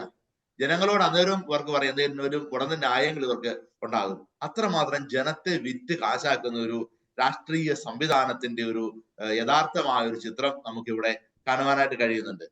മൂന്നാമതായിട്ട് ഈ വന്യജീവികൾ എന്ന് പറയുന്ന ഈ ജൈവായുധത്തെ ഈ ജനങ്ങൾക്ക് നേരെ അഴിച്ചു വിടാതെ അതിനെ കാടിനുള്ളില് സംരക്ഷിക്കാനുള്ള ഒരു സംവിധാനം ഒരുക്കേണ്ടതായിരുന്നില്ല ഈ നിയമത്തിലൂടെയെങ്കിലും സർക്കാർ? എത്രയോ ലക്ഷം രൂപയാണ് ഇതിനു വേണ്ടിയിട്ട് ചെലവഴിച്ചിരിക്കുന്നറിയോ? സോളാർ ഫെൻസിങ് സ്ഥാപിച്ചു. വലിയ അഴിമതിയുടെ ഒരു വലിയ കൂടാരമായി സോളാർ ഫെൻസിങ് എന്ന് പറയുന്നത്. അതിനകത്ത് ഇങ്ങനെയുള്ള ഇടപാടുകളുമൊക്കെ ആയിട്ട് അടുത്തിരിക്കുന്ന ആൾക്കാർക്കറിയാം കമ്മീഷൻ കുറെ കൊടുക്കാൻ പറ്റും എന്നുള്ളതല്ലാതെ ഒരു ഉപകാരം ഉണ്ടാകാറില്ല പലപ്പോഴും. ശാശ്വതമായ പരിഹാരം ഇവർ ചെയ്യില്ല. അപ്പൊ അങ്ങനെ ശരിക്കും പറഞ്ഞു കഴിഞ്ഞാൽ ജനത്തെ വിറ്റ് കാശാക്കുന്ന വളരെ ക്രൂരമായ ഒരു സംവിധാനം, ഒരു നിലപാടാണ് സർക്കാർ സംവിധാനങ്ങൾ ഏറ്റെടുത്തുകൊണ്ടിരിക്കുക. അതുപോലെ തന്നെ അടുത്ത കാലത്ത് ഈ വനം വകുപ്പ് ജനങ്ങളുടെ ജീവിതത്തിലേക്കുള്ള കടന്നുകയറ്റം നടത്തുന്നത് എത്രയോ എണ്ണം കൂടിക്കൊണ്ടിരിക്കുകയാണ്. നമ്മൾ ഈ പുതിയ നിയമം അനുസരിച്ച് ബീറ്റ് ഫോറസ്റ്റ് ഓഫീസർക്ക് പോലും കേസെടുത്ത് ആളുകളെ കൂട്ടിക്കൊണ്ടു പോകാൻ കഴിയുമെന്നുള്ളതാണ് ഇതിനകത്ത് പറഞ്ഞു വയ്ക്കുക. ഇത് സംഭവിക്കാൻ പോകുന്നത് കേരളത്തിന്റെ സ്വസ്ഥത നശിപ്പിച്ച് കളയുന്ന ഒരു അവസ്ഥയിലേക്ക് ഈ നിയമം കയറി വരുവാണ്. ഇതല്ലെങ്കിൽ അടുത്ത വഴിയിലൂടെ ഇതിന് കൊണ്ടുവന്നിരിക്കും. അപ്പൊ അങ്ങനെ ഈ ജനങ്ങൾക്ക് ജീവിക്കാനാവാത്ത അവസ്ഥയിലേക്ക് വനം വകുപ്പ് കൊണ്ടുവരികയാണ്. സമാന്തര സർക്കാർ പോലെ ഈ വനം വകുപ്പ് പ്രവർത്തിക്കുന്നു. അതുപോലെ ഒരു നിയമങ്ങളെ പേടിയില്ല. അതായത് വനം വകുപ്പ് ഉദ്യോഗസ്ഥന്മാർക്ക് പഞ്ചായത്തിനെ പേടിയില്ല, മറ്റ് വകുപ്പുകളെ പേടിയില്ല. എന്തുമാകാമെന്ന് പറയുന്ന ഒരു അവസ്ഥയിലേക്ക്, ഞങ്ങൾക്ക് എന്തുമാകാമെന്ന് പറയുന്ന ഒരു അവസ്ഥയിലേക്ക് എത്തപ്പെടുവാണ്. അതുപോലെ ജനവാസ മേഖലയിലേക്ക് വന്യജീവികൾ കടന്നു കയറുമ്പോൾ വനംവകുപ്പുകാരന് അവിടെ വന്ന് ആ പ്രദേശത്ത് ആ കിണറടിക്കാനും അവിടെയുള്ള ആളുകളെ കിണറടിക്കാനും അവിടെയുള്ള ആളുകളെ പേടിപ്പിക്കാനും ഒക്കെ ആയിട്ട് വനംവകുപ്പ് ഉദ്യോഗസ്ഥന്മാർ വരുന്നു. അപ്പം ശരിക്കും പറഞ്ഞാൽ വന്യജീവികളെക്കാൾ ഇന്ന് അപകടകാരികള് ഈ വനംവകുപ്പ് ഉദ്യോഗസ്ഥന്മാരും അവരെ സംരക്ഷിക്കുന്ന ഈ രാഷ്ട്രീയ പാർട്ടി നേതാക്കന്മാരുമാണ്. നമുക്ക് കാത്തിരിക്കാം ഈ ദിവസങ്ങളിൽ ഏതെങ്കിലും രാഷ്ട്രീയ പാർട്ടിക്കാര്, കോൺഗ്രസിന്റെയോ BJP-യുടെയോ CPM-ന്റെയോ ഏതെങ്കിലും നേതാക്കന്മാർ വന്ന് ഈ ഈ നിയമ സംവിധാനത്തിന്റെ പുതിയ അമെന്റ്മെന്റുകളെ, ഈ ബില്ലിനെ തള്ളിക്കളയോ നമുക്ക് പ്രതികരിക്കുമെന്ന് നോക്കാം. മിക്കവാറും ആരും വരികയില്ല. കാരണം ഇവരെല്ലാവരും ഉൾപ്പെടുന്ന ഒരു വലിയ കോക്കസ് ആണ് ഇതിന് പുറകില് പ്രവർത്തിക്കുക. അതിന് പുറകില് NGOs ഉണ്ട്, NGOസിന് ഫണ്ട് കൊടുക്കുന്ന കമ്പനികളുണ്ട്. അങ്ങനെ ആ രീതിയിലൊക്കെയാണ് ഈ സംവിധാനങ്ങൾ മുമ്പോട്ട് പോവുക. ഇത് നമ്മൾ ജാഗ്രതയോടെ പെരുമാറുന്നില്ലെങ്കിൽ നമ്മുടെ പല പ്രദേശങ്ങളും ഇല്ലാതാകാനും പ്രതികരിക്കുന്ന ആളുകളൊക്കെ അഴിക്കുള്ളിലാകാനും ഒക്കെ കാരണമാകുന്ന അവസ്ഥയിലേക്കാണ് എത്തുക. അപ്പൊ അത്തരം ഒരു ജാഗ്രത എല്ലാ മേഖലയിൽ നിന്നും ഉണ്ടാകണം. നമ്മുടെ 140 MLA-മാരും ജനപക്ഷത്ത് നിന്ന് ചിന്തിക്കാനും നിലപാടുകൾ എടുക്കാനും തയ്യാറാകണമെന്നാണ് എനിക്ക് ഇതേക്കുറിച്ച് ഇപ്പോൾ അഭ്യർത്ഥിക്കാനുള്ളത്. ശ്രീ ജോൺസൺ കൊച്ചൂർമൻ, നമുക്ക് ഒരു ചുരുങ്ങിയ ഭാഷയിൽ പറയുകയാണ് എങ്കിൽ, ഇപ്പോൾ നേരത്തെ അഡ്വക്കേറ്റ് സൂചിപ്പിക്കുന്ന സാഹചര്യം ഉണ്ടായിരുന്നു. ഇപ്പോൾ ആളുകളുടെ വീടുകളിലെല്ലാം കയറി അവരെ അറസ്റ്റ് ചെയ്യുക, അതുപോലെ തന്നെ അത് ചെക്ക് ചെയ്യുക, അങ്ങനെയുള്ള രീതികളിലേക്കെല്ലാം മാറുന്ന ഒരു സാഹചര്യം നമുക്കറിയാം. വനംവകുപ്പിൻ്റെ അത്ര നല്ലതല്ലാത്ത കഥകളൊക്കെ, ചരിത്രങ്ങളൊക്കെ നമ്മൾ കേട്ടിട്ടുള്ളതാണ്. അപ്പോൾ ഇതുപോലുള്ള നിയമങ്ങളിലേക്ക് വീണ്ടും എത്തിച്ചേരുന്ന അവസ്ഥയിൽ ഈ മലയോര മേഖലകളിലുള്ള കുടുംബങ്ങളെ വീണ്ടും ഒന്നും കൂടെ ഫോഴ്സ് ചെയ്യുന്നു, കുടിയിറങ്ങാൻ വേണ്ടി ഒന്നും കൂടെ ഫോഴ്സ് ചെയ്യുന്നു. ഇപ്പോൾ തന്നെ ആളുകൾ അവിടെ നിന്ന് മാറിക്കൊണ്ടിരിക്കുകയാണ്. പല മേഖലകളിൽ നിന്നും ആളുകൾ മാറിപ്പോയി. ഒരുപാട് മേഖലകൾ നമുക്ക് വ്യക്തിപരമായിട്ട് അറിയാവുന്ന ഒരുപാട് മേഖലകളിൽ നിന്ന് ആളുകൾ ഇറങ്ങിപ്പോയി. ഒരുപാട് ഏക്കർ കണക്കിന് സ്ഥലങ്ങൾ വെറുതെ കിടക്കുന്നുണ്ട് ഒന്നും ചെയ്യാതെ. അപ്പോൾ ഒരു വലിയ ഒരു കുടിയിറക്കിനും കൂടി സാക്ഷ്യം വഹിക്കുന്നതിലേക്കാണ് ഈ നിയമം എത്തിച്ചേരുന്നത് എന്നതല്ലേ ചുരുങ്ങിയ വാക്കുകളിൽ പറയുകയാണെങ്കിൽ? തീർച്ചയായിട്ടും നമുക്ക് മലയാളികൾക്ക് ഒരു ചെറിയൊരു അബദ്ധം കുറെ നാളുകളായിട്ട് ഇങ്ങനെ തുടരുകയാണ്. ഈ പൊതുപ്രവർത്തനം എന്നത് രാഷ്ട്രീയ പ്രവർത്തനം മാത്രമായി ചുരുക്കപ്പെട്ടു. രാഷ്ട്രീയ പ്രവർത്തകരുടെ പിറകിൽ മാത്രമാണ് ജനങ്ങൾ നിൽക്കുന്നത്. ആ സ്ഥിതിയിലേക്ക് മാറി. അതുകൊണ്ട് തന്നെ ഇത്തരം വിഷയങ്ങളിലൊക്കെ പ്രതികരിക്കുന്നവർക്ക് നേതൃത്വം കൊടുക്കുന്നവർ പ്രതിപക്ഷത്തുള്ള രാഷ്ട്രീയക്കാരായിരിക്കും. അതിനപ്പുറത്തേക്ക് സ്വതന്ത്രമായി ധൈര്യപൂർവം വനംവകുപ്പിനെതിരെ വിരൽ ചൂണ്ടാൻ കർഷകർക്ക് പലപ്പോഴും കഴിയുന്നില്ല. അങ്ങനെയുള്ള ഒരു തലമുറ വളർന്നു വരാതിരിക്കാനുള്ള ആസൂത്രിതമായ ശ്രമമാണ് ഇപ്പോൾ ഈ നടക്കുന്നത്. നാളെ ഒരാളും രാഷ്ട്രീയ പാർട്ടികളുടെ അടിമത്തം വിട്ട് വനംവകുപ്പിനെതിരെ വിരൽ ചൂണ്ടിയാൽ അവനെ വീട്ടിൽ കയറി പിടിച്ചുകൊണ്ടങ്ങ് പോകും. ഇവിടെ നമ്മുടെ ബഹുമാനായ അഡ്വക്കേറ്റ് പറഞ്ഞ ഒറ്റ ചോദ്യമാണ് ഞാൻ ഒന്നുകൂടെ എടുത്തു ചോദിക്കുന്നത്.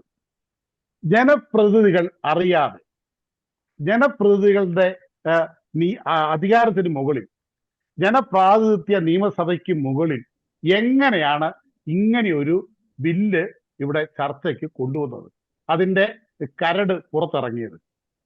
അത് ചിന്തിക്കണ്ടേ? ഈ 140 പേരും പച്ചമലയാളത്തിൽ പറഞ്ഞാൽ വേറെ ഭാഷ പറയണം, അവരാണ് നമ്മൾ പറയണ്ടേ? അവരുടെ അവകാശത്തിന് മുകളിൽ, അവരുടെ അധികാരത്തിന് മുകളിൽ ഏതെങ്കിലും ഒരു ഉദ്യോഗസ്ഥ വിഭാഗം ഇങ്ങനെ ഒരു ബില്ല് തയ്യാറാക്കി കൊടുത്തിട്ടുണ്ടെങ്കിൽ അത് അവരുടെ കഴിവുകേടാണല്ലോ. അത്ര തെളിച്ച് വക്കീല് പറഞ്ഞില്ലെന്നേ ഉള്ളൂ.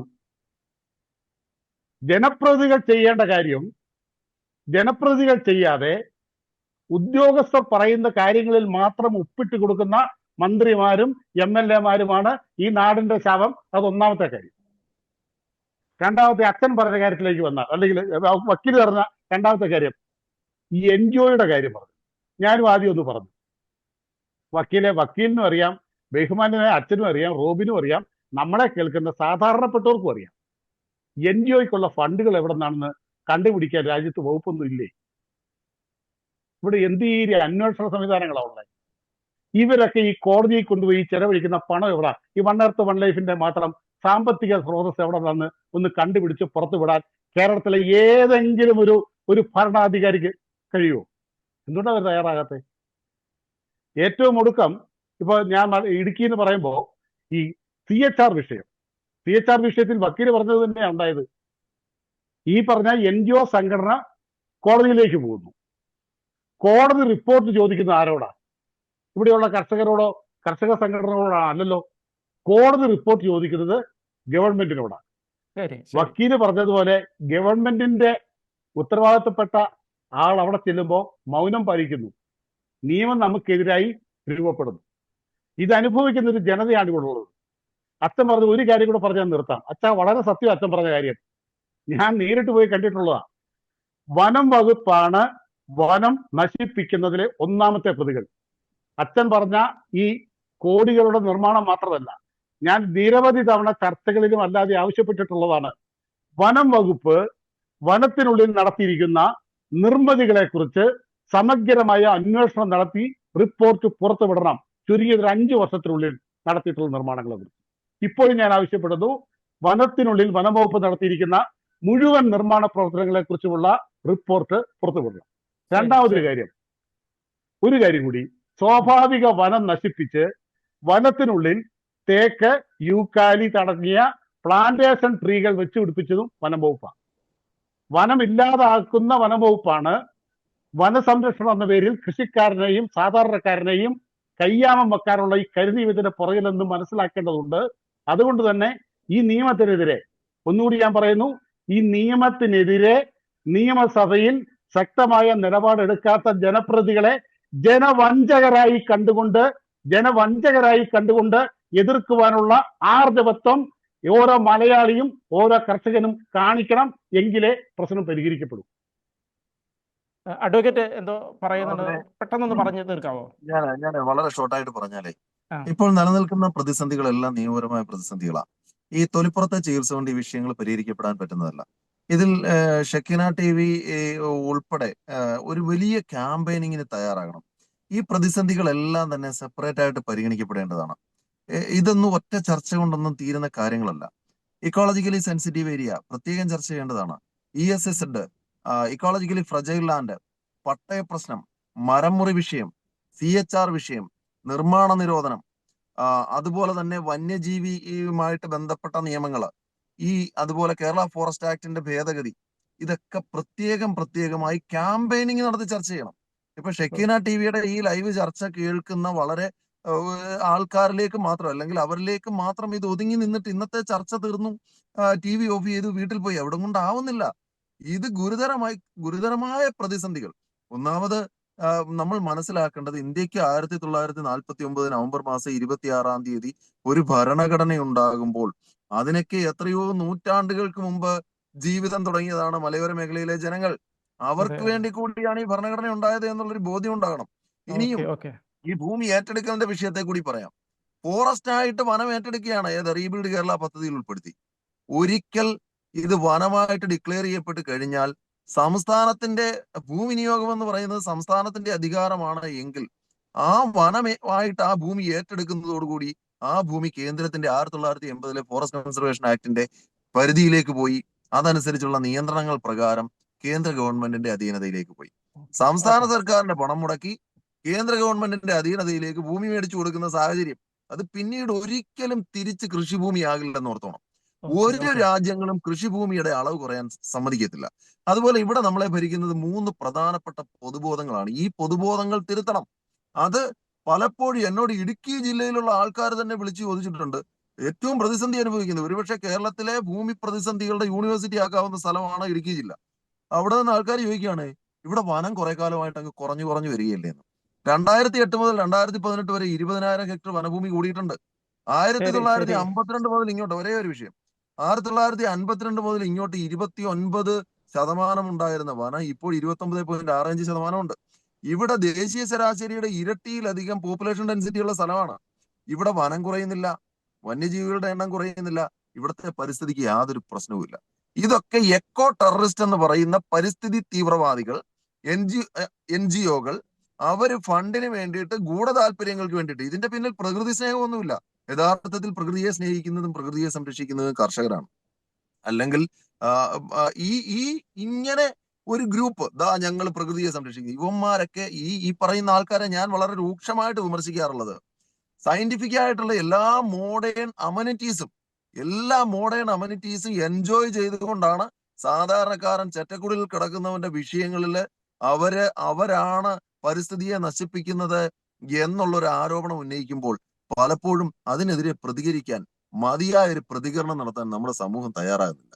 നമ്മൾ വളരെ കൃത്യമായിട്ട് സമൂഹത്തോട് പറയേണ്ടത് ഇതാണ്: ഇവിടെ പ്രകൃതിക്ക് ഒരു കുഴപ്പമില്ല, ഇവിടുത്തെ പരിസ്ഥിതി തീവ്രവാദികളല്ല പ്രകൃതിയെ സംരക്ഷിക്കുന്നത്. അതുകൊണ്ട് നിയമനിർമ്മാണത്തിൽ വളരെ ഗൗരവമായിട്ട് ജനങ്ങൾ പാർട്ടിസിപ്പേറ്റ് ചെയ്യണം. ഇങ്ങനെയൊക്കെയുള്ള കരുനിയമങ്ങൾ കൊണ്ടുവരുമ്പോൾ അതിനെ എതിർക്കുന്നതിന് വേണ്ടിയിട്ട് ജനങ്ങൾ ഒരുമിച്ച് നിൽക്കണം എന്ന് മാത്രമാണ് എനിക്ക് പറയാനുള്ളത്. Thank you. കാര്യങ്ങൾ വളരെ വ്യക്തമാണ്. ഉദ്യോഗം എന്ന് പറയുന്നത് ഒരു നാടിൻ്റെ വികസനത്തിന് വേണ്ടിയാകണം. അത് ഒരു നാടിന് പാര വയ്ക്കുന്ന രീതിയിലാണ് ആകരുത്, ഒരു നാടിൻ്റെ ശാപം ആകരുത്.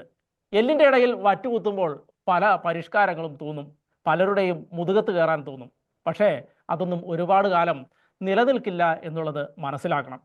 ഒരുപാട് ആളുകൾ തെരുവിലിറങ്ങുന്ന സാഹചര്യമുണ്ടായി, ഒരുപാട് ആളുകളെ പല കേസുകളിലും കൊടുക്കുന്ന സാഹചര്യമുണ്ടായി. ഇനിയും നിയമം കർശനമാക്കി ഈ പ്രതികരിക്കുന്ന ജനങ്ങളെ കൂടി ഇരുമ്പ് മറയ്ക്കുള്ളിൽ അടയ്ക്കാനാണ് ഉദ്ദേശിക്കുന്നത് എങ്കിൽ അത് നടക്കാൻ സാധ്യത വളരെ കുറവാണ്. ജനാധിപത്യ രാജ്യത്ത് ജനങ്ങൾ നക്സലുകളെ പോലെ നിങ്ങളെ വേട്ടയാടുന്ന ഒരു കാലഘട്ടം ഉണ്ടാകുമെന്ന് മനസ്സിലാക്കിയിരിക്കുന്നത് നല്ലതാണ്. അതുകൊണ്ട് ഇതുപോലുള്ള കാടൻ നിയമങ്ങൾ ദയവ് ചെയ്ത് ഒഴിവാക്കുക. അത് ഒഴിവാക്കാനുള്ള മനസാക്ഷി കാണിക്കുക. 21-ാം നൂറ്റാണ്ടിലാണ് നിങ്ങൾ ജീവിക്കുന്നത് എന്ന് സ്വയം തിരിച്ചറിയാനുള്ള മര്യാദ കൂടി കാണിക്കുക. ഇതോടെ ഈ ചർച്ച അവസാനിക്കുന്നു. ചർച്ചയിൽ പങ്കെടുത്ത എല്ലാവർക്കും നന്ദി.